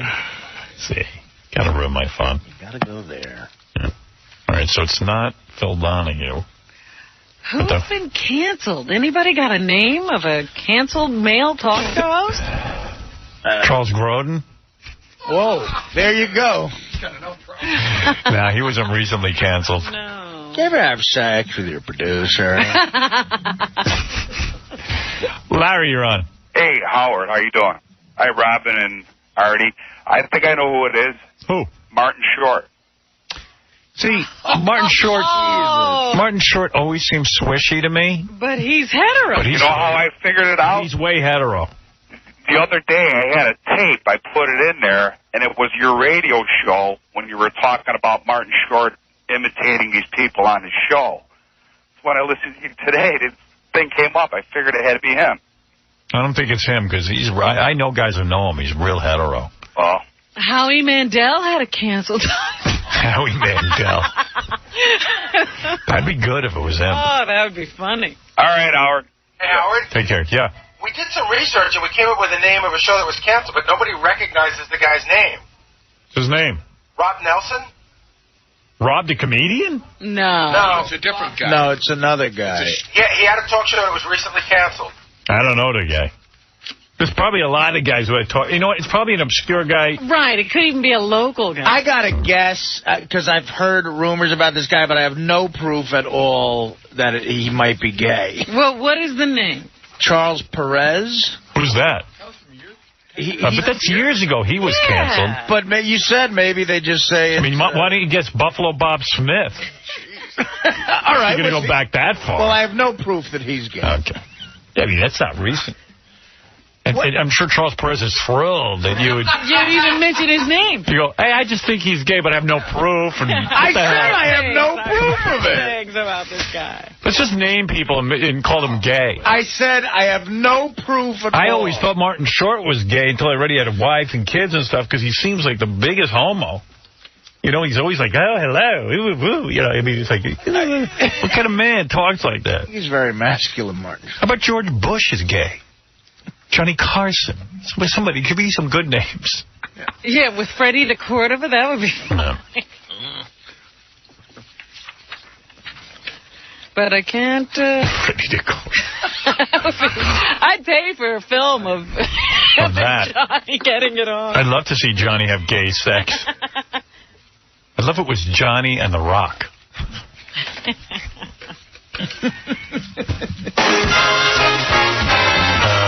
Here's my boyfriend, The Rock. The Rock. Oh, The Rock. I said, give it to me harder, Rock. Oh. All right.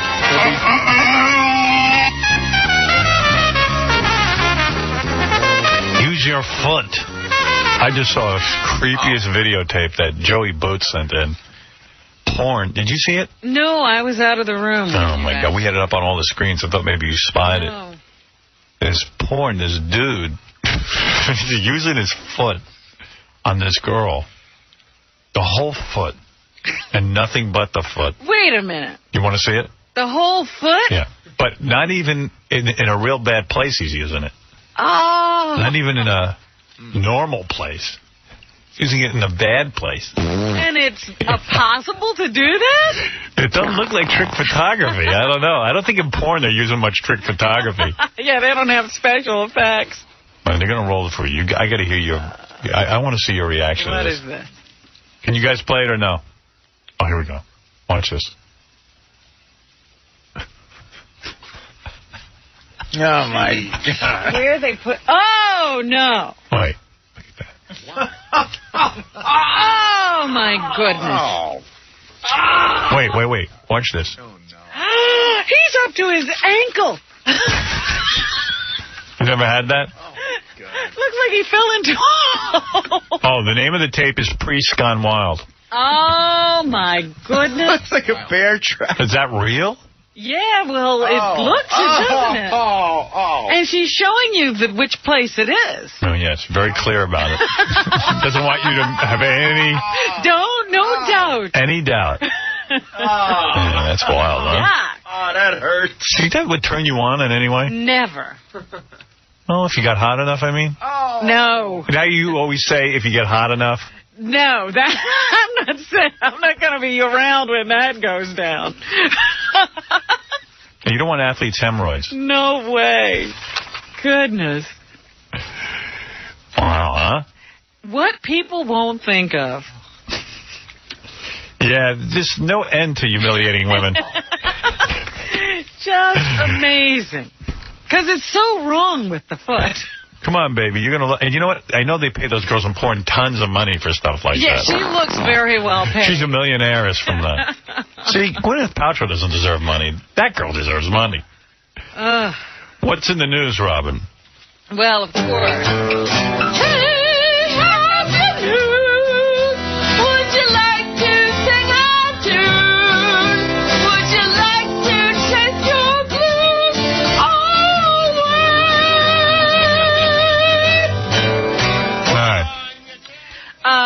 We're all brokenhearted here about the Giants' loss yesterday to the Steelers. No, not the Steelers. No, they didn't lose. San Francisco 49ers. To San Francisco. You know, the Giants covered, though. They did. Yeah, they did. Yeah, because they only lost by 1 point. They were getting 3. So we're not going to have a Jets-Giants Super Bowl this year. And I did have a little tape of 𝗦𝗵cie𝘄 talking about the Giant loss. And what could he possibly say? How tragic it is. All right, let's hear this. No question. I think we got a great opportunity. Come on the road, play this team, and be playing away. Everybody got a little bit too cocky. The way we were with the lead we had, and to lose that like that, I mean, that's just. I'm not getting over this one for a while. Yeah. You're not. We can't even get over it. I haven't watched football all season, and I can't get over it. Man. And got Tiki Barber there, too, talking about what kind of loss this was for the Giants. It's a bitter pill to swallow because we had control of this game for much of it, and we couldn't shut them out. You know, you got to give them credit for making adjustments and doing whatever they did to beat us in the second half. And it's a tale of two halves for us, and it's unfortunate, but you know, it's the breaks you get.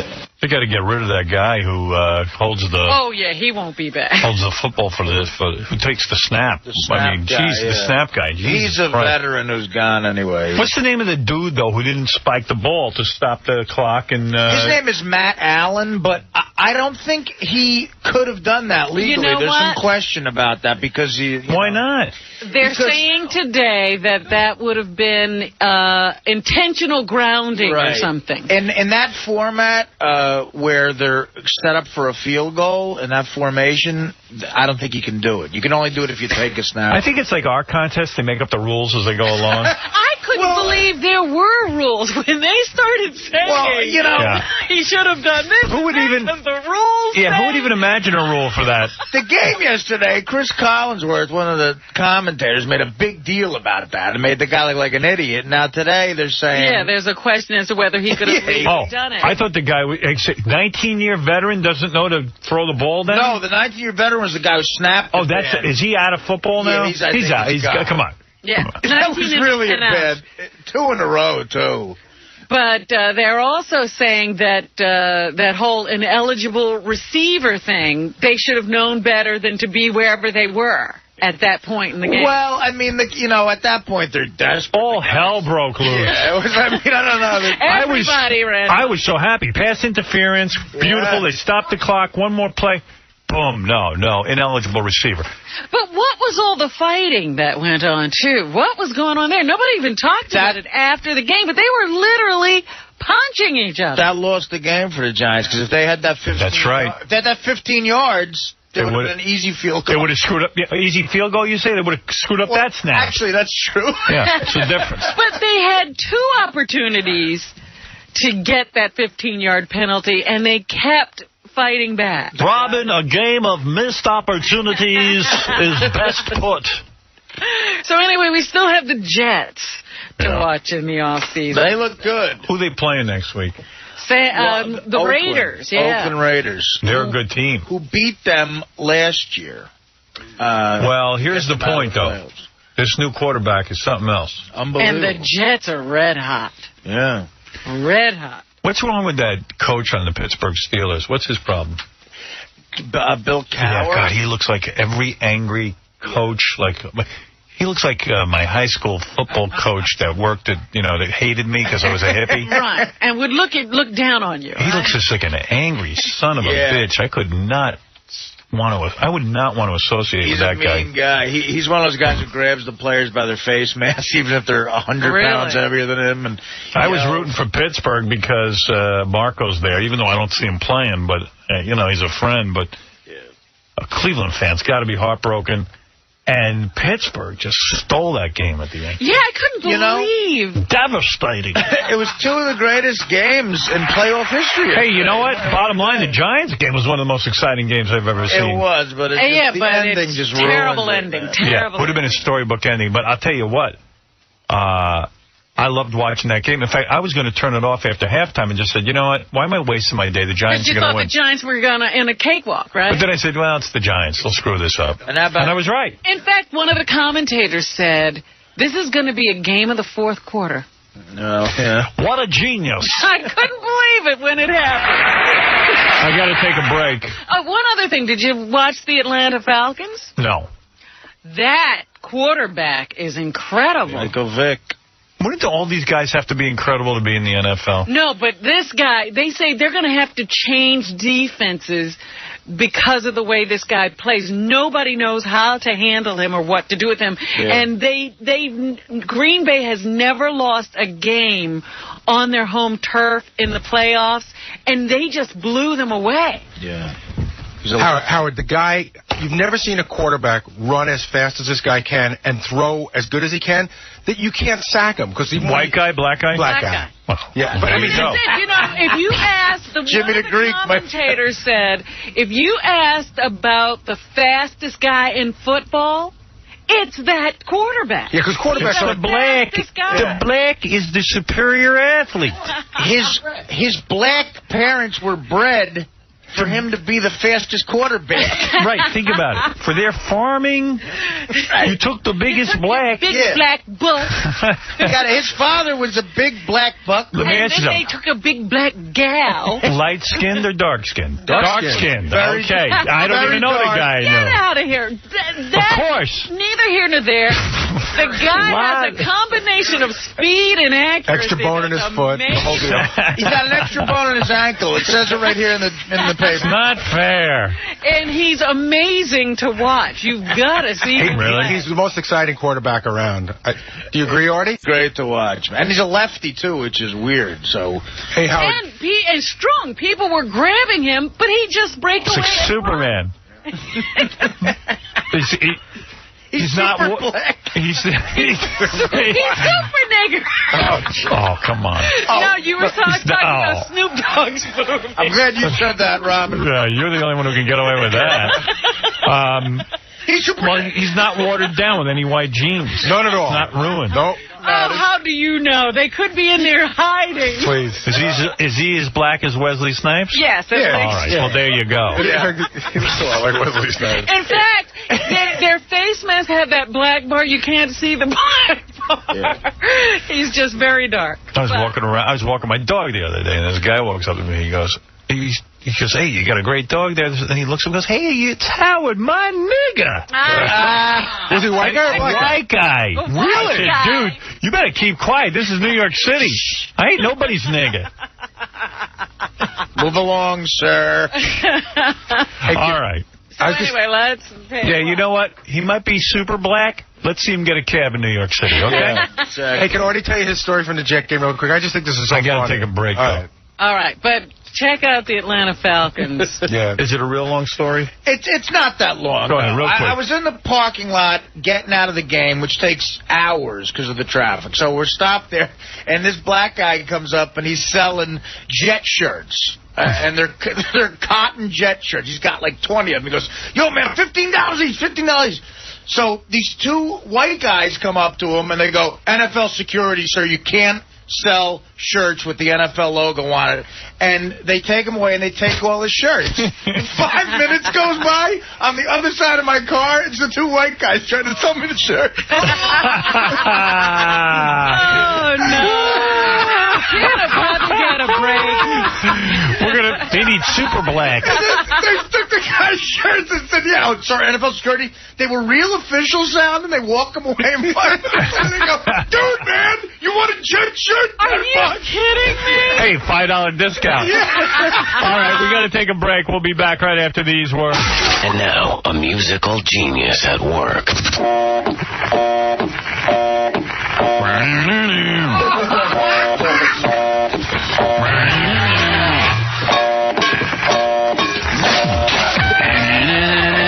Mississippi Queen, you know what I mean. Mississippi Queen, she taught me everything.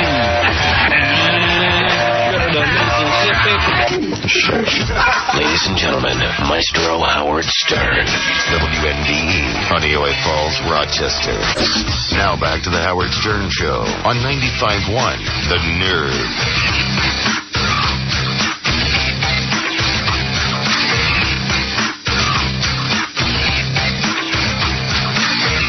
Hey, this is Jonathan Davis from Korn. Had a great time meeting Howard today. It was awesome. He's got a great show. And it was awesome. Thanks. Yeah. And tonight on E, don't miss the Hot 25 countdown. We're up to number 10. The girl who wears tampons in her nose. Don't forget that. That's good stuff. That's hot. That's very hot. This chick's hot. Doesn't matter what she's got in her nose. She could have my foot in her nose. She look hot. I was going to talk about high-pitch Ark. I see he's on the phone, but I think I'll save that for tomorrow. Yeah, you want to spend some time with that. Yeah, I might need a good half hour on that, what I saw. Robin, go ahead. All right, we were just in there talking about the problem with countries that we can't trust having nuclear weapons like North Korea and Iraq. Iraq has let back in the weapons inspectors while North Korea has now expelled the weapons inspectors, and we're trying to deal with North Korea diplomatically while we threaten Iraq. So Saddam Hussein is now complaining that the weapons inspectors are acting as spies, and the Iraqi people should not be intimidated by anyone. B3 is actually Saddam Hussein. For once he speaks.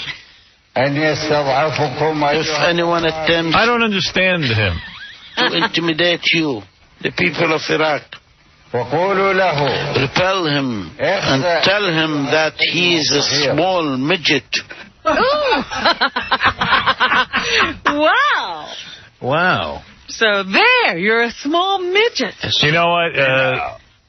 There's a point here that has to be made. North Korea is much more dangerous to us than Iraq, and we really should turn North Korea into a crater and be done with it.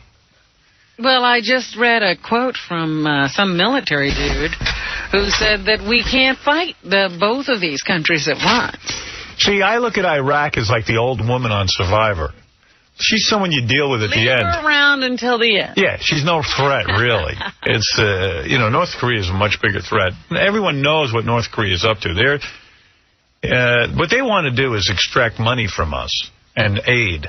So what they're going to do is play this game. As long as they say they have nuclear weapons and then they say to us, okay, we're going to get rid of them, we give them tons of money for that.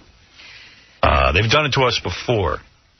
And then what they do is they don't even abide by whatever accords they sign. Continue to make the weapons.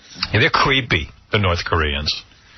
They're creepy. They're number 10 on the creepy meter. North Korea is devious. Like on Survivor, remember how devious Richard Hatch was? Yes. They're like Richard Hatch. But why do we have to take care of this all by ourselves? Like the rest of the world wouldn't be affected by the explosion of a nuclear weapon? Nobody cares. We're too uptight, they tell us. We're uptight. Relax. That's what the French say. Relax. Everyone relax. Yeah, we'll relax. We'll relax ourselves right into oblivion. I don't know how this is going to be handled. One of the things I like about invading Iraq, though, we'll control the world's oil supply. That's going to be very good. They don't have all the oil in the world. They got a lot, though, and it's going to be great. And you know what's going to be great? Because this is like the old days in Texas when there's tons of oil. We controlled everything. We're going to control everything again. Price is going to go down to zero. And a lot of these Arabs are going to be shaking in their boots. They're going to fall right into line. You wait and see. This is going to be very good for the economy. North Koreans, we just got to get rid of them. Iraq will keep you up. I mean, this is... what the hell are they up to? I don't even know what they're up to. I don't trust them, though. I don't trust them for a minute. Yes, Moy. Howard, I came from North Korea. My father was killed by GI, American GI. And it's not funny what you say to make a crater. Well, you're here. You won't be affected. But, yeah. But we're going home for North Korean Christmas that's in March. You might want to hold off on that, Moy. North Korean Christmas is in March? Yeah. Then you really should be turned into a crater. No, North Korean Christmas, Robin. Hey, listen, Howard. Yeah. This is the guy that called you 2 weeks ago, okay? Yes. And you challenged me to come down to the studio. Yes. Because I said you didn't really look that good in person. I was down there for the World's Meanest Listener challenge. Yes. I'm waiting for my phone to ring. Anytime. All right? Because, you know, I don't want all this beer and ice cream and pizza that I've been eating for the last 2 weeks to level the playing field for you to go to waste. You know what I mean? I was waiting for you to call back so I could hang up on you. Okay, during the holiday, did you hear about the first cloned child? Yeah, isn't it that weird cult? What do they call themselves? The Raelians? The Raelians. They believe that man was created by aliens from outer space, and so they pray to aliens. And a couple that believes in their faith was implanted with, I guess, a cloned egg. Can you imagine believing that? I mean, can you imagine, like, being in the cult? I understand the leader of the cult is, like, this ugly, freaky guy who believes in, like, free sex and, like, you know, hot chick. He actually believes that. He needs to create something like that to probably get laid. How do they get dopey people to be in the cult? It seems that there's nothing too stupid for people. Well, he's a French guy. Another reason to hate the French. And so they said that they had created the first cloned child and that they were going to allow independent scientists to test this child to prove that it was a clone. Well, that proof is still forthcoming.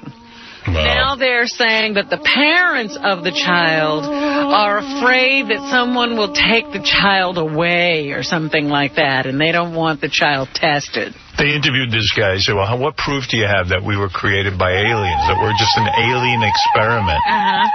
He said, Sally Jesse Raphael. And then everybody shut up and said, okay, let's move on. Maybe you got something there. Well, anyway, these people won't allow the baby to be genetically tested. They say that the 31-year-old mother, the baby, is a clone of the 31-year-old mother. There are other babies about to be born that were also cloned. And so they say maybe those parents will allow some testing. But right now, we have no proof that there is a cloned child.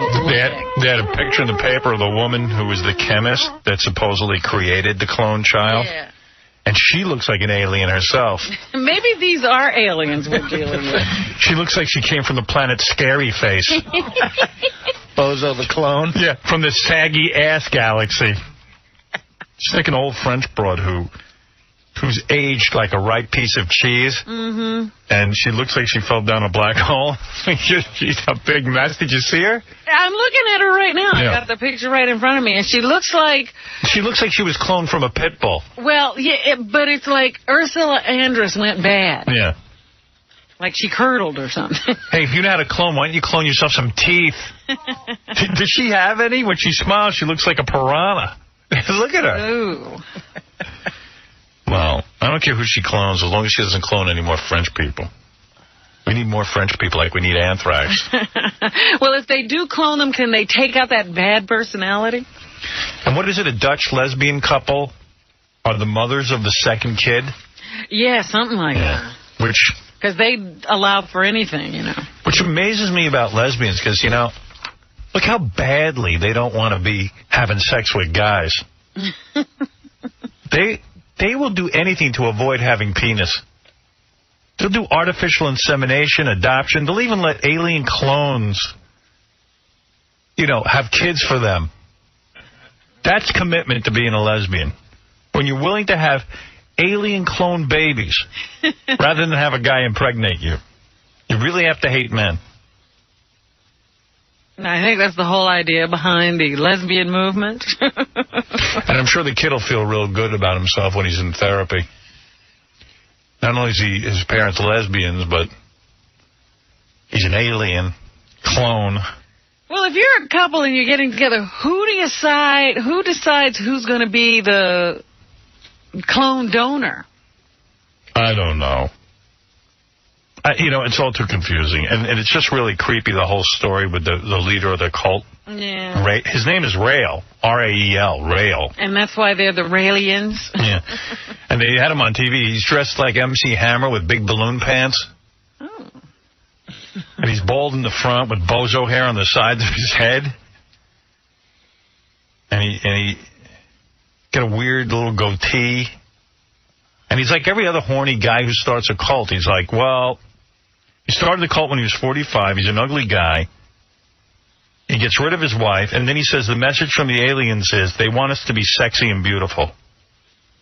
In other words, he wants to have a bunch of sexy chicks join. The aliens say free love. Yeah. For all. I mean, as far as he goes, he's about as sexy as a colostomy bag. But he's got to have... The aliens are telling him he needs sexy chicks. You know, Will was just telling me we passed on the leader of this group about 6 months ago because we pitched it in a meeting, and it sounded so stupid that you passed on it. Actually, the guy's name is 𝗦𝗵cie𝗄. Yeah. But then when the aliens came, they told him, from now on, you're known as Rail. And before he did this, you know what he was, Howard? What? An auto racing reporter. Oh, boy. And a 4-foot alien came down and tapped him and called him Rail, said, you're in charge now. And they said that he's got 55,000 followers in 84 countries. That's pretty damn good. I bet you if I started a cult, I could get 55,000 followers. In no time. But you'd probably make your ideas too smart. Yeah. But he has tons of hot chicks joining the cult, and I'm like, that is pretty damn good. I mean, that's what pimps do. That's what Manson did. This guy does have higher intelligence. He really does. Yeah, because you've been just struggling and begging. I mean, Hugh Hefner was the greatest. I mean, in terms of getting chicks and everything. But he's at least honest about it. He actually worked for a living. These guys are really incredible. They invent alien stories and get hot chicks. Crying out loud. Did L. Ron Hubbard get women with his story? Yeah. He did? Sure. So guys are always doing Guys are always doing this. I have too much of a conscience to do this. The guy who was good was that 𝗦𝗏 guy. Oh, yeah. The Indian dude. Because there was no way he was getting women. He told exactly. Creating a religion. He told hot chicks they had to be free sexually with each other and with him. I mean, why do chicks fall for that? They won't fall for it in a bar. But it seems to go on because remember David Koresh. He told everybody he was Jesus and that he needed to impregnate them all. Yeah. Well, compared to 𝗦𝗏, David Koresh was Brad Pitt. He was a piker, yeah.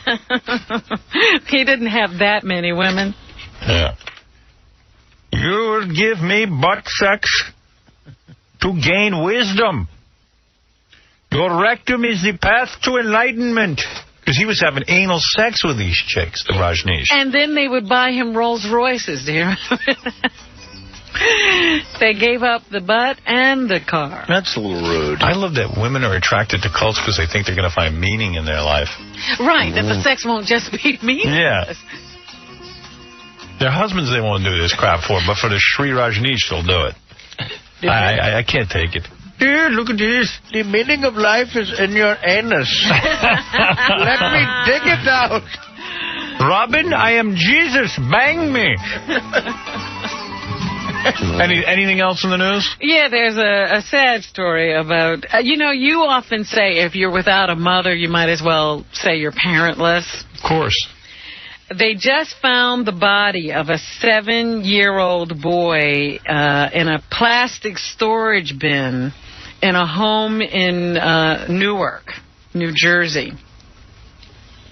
And then they found a couple of other kids that were almost near starvation, like in the basement, because apparently the mother of these kids left them with this woman to be taken care of, and then she disappeared and never came back.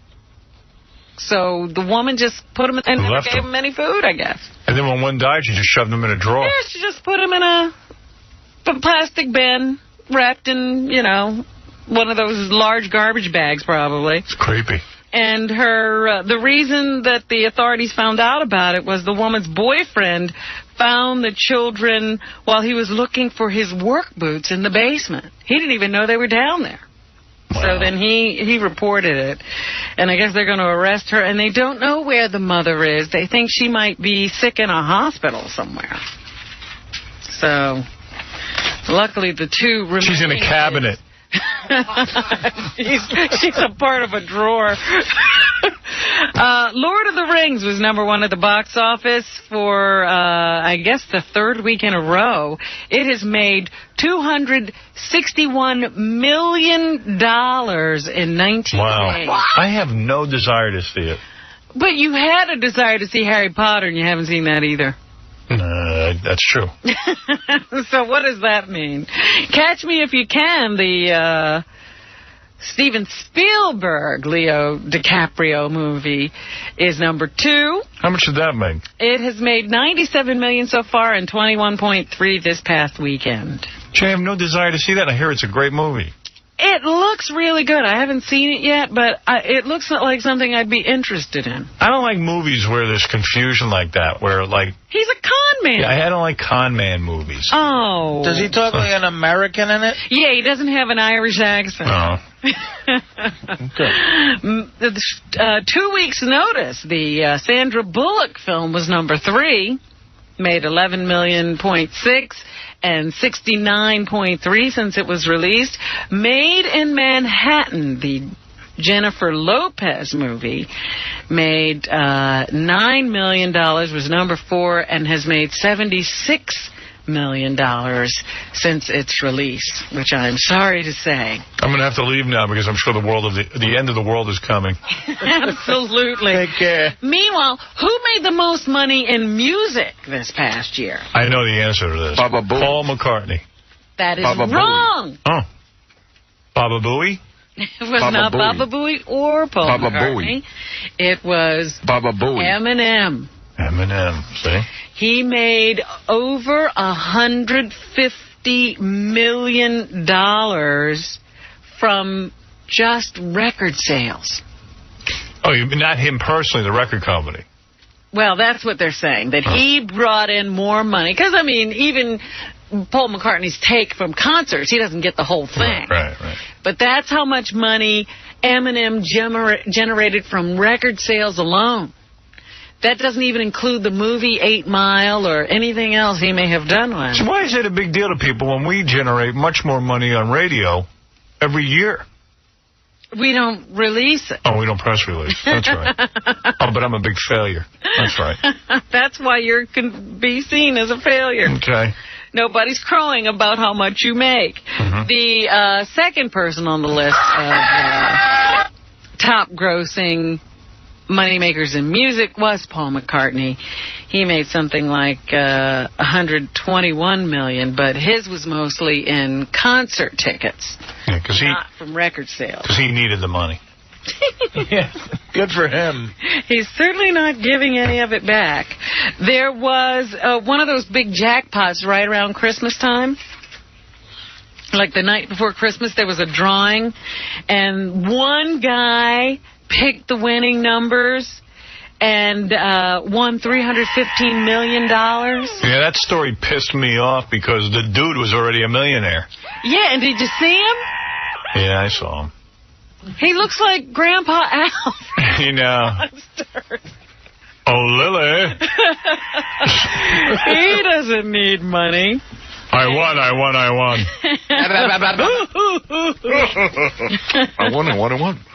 So, yeah, he's very happy. But they say, he's one of those religious dudes, and he tithes, which is to give 1/10 of what you make back to the church. Yeah, that's good. So he designated 3 churches that he was going to tithe to, and they're being deluged with calls from people who, want some kind of a charitable donation from them.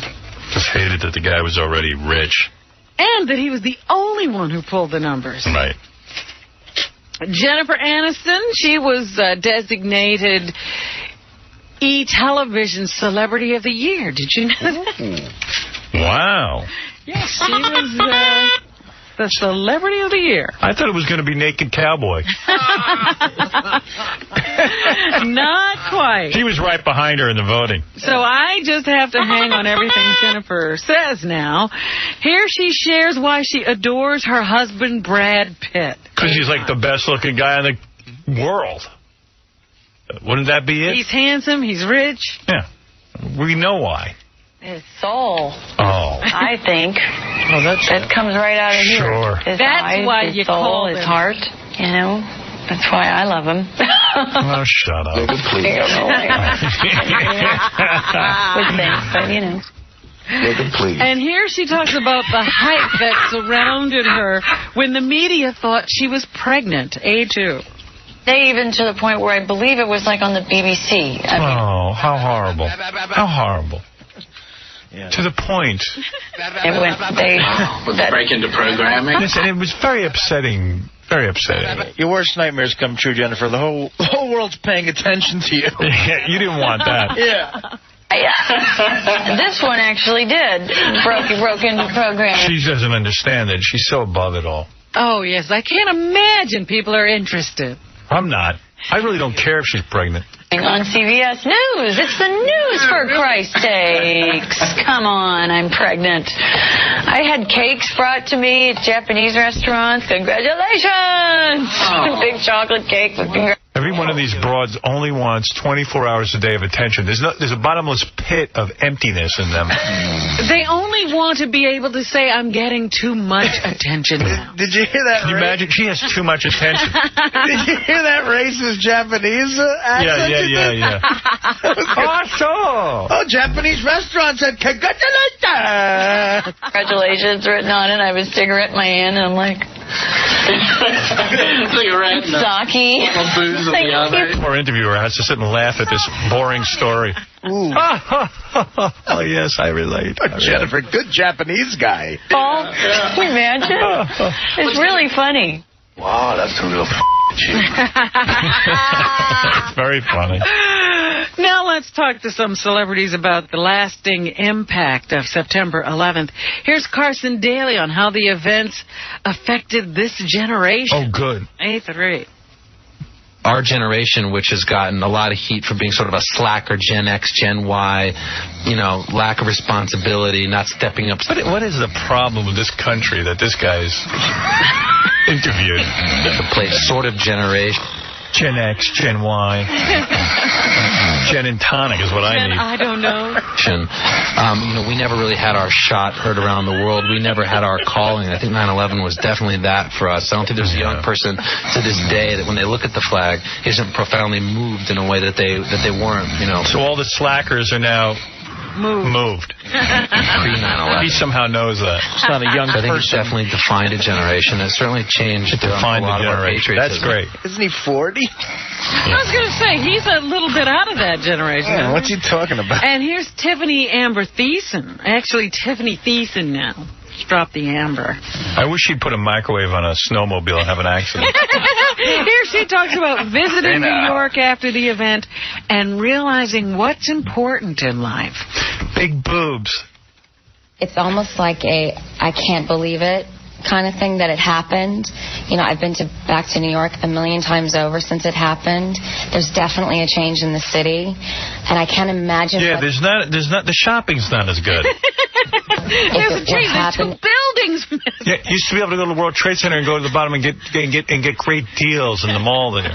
In Los Angeles, what that would have been I like. hear wind going through her ears. There's something wrong. To know that a place that I've been here my whole entire life, this is where my roots are, to have a feeling of the city changing like that, it makes you really realize that, what really is important in your life. Love and family and values and things like that. Shut up! Can you do an impression of a Japanese guy? And, of course, we have to talk to the working moms and see how things are going for them. Here's Elizabeth Hurley on if she knew she'd always be a mom. A5. I was the girl who said... Yeah, way to become a mom. She knew. Have an affair with a guy for 10 weeks. And get knocked up by a stranger, Of course I'm going to have children. What a way to do it. One day.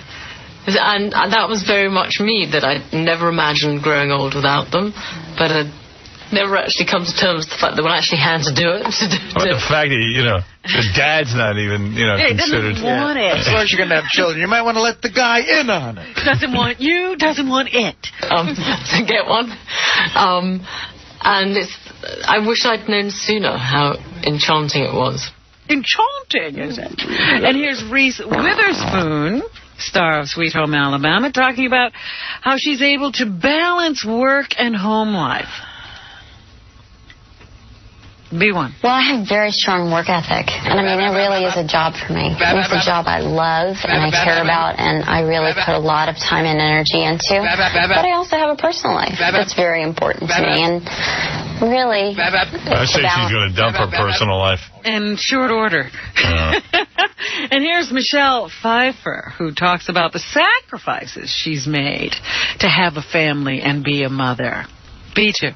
Career-wise, I guess I've made some sacrifices, but I don't regret any of them. And, you know, I just feel so lucky. I have a job that I love, and I get to play parts that excite me and work with talented people like these women, and I get to have Does she sound a little peppier?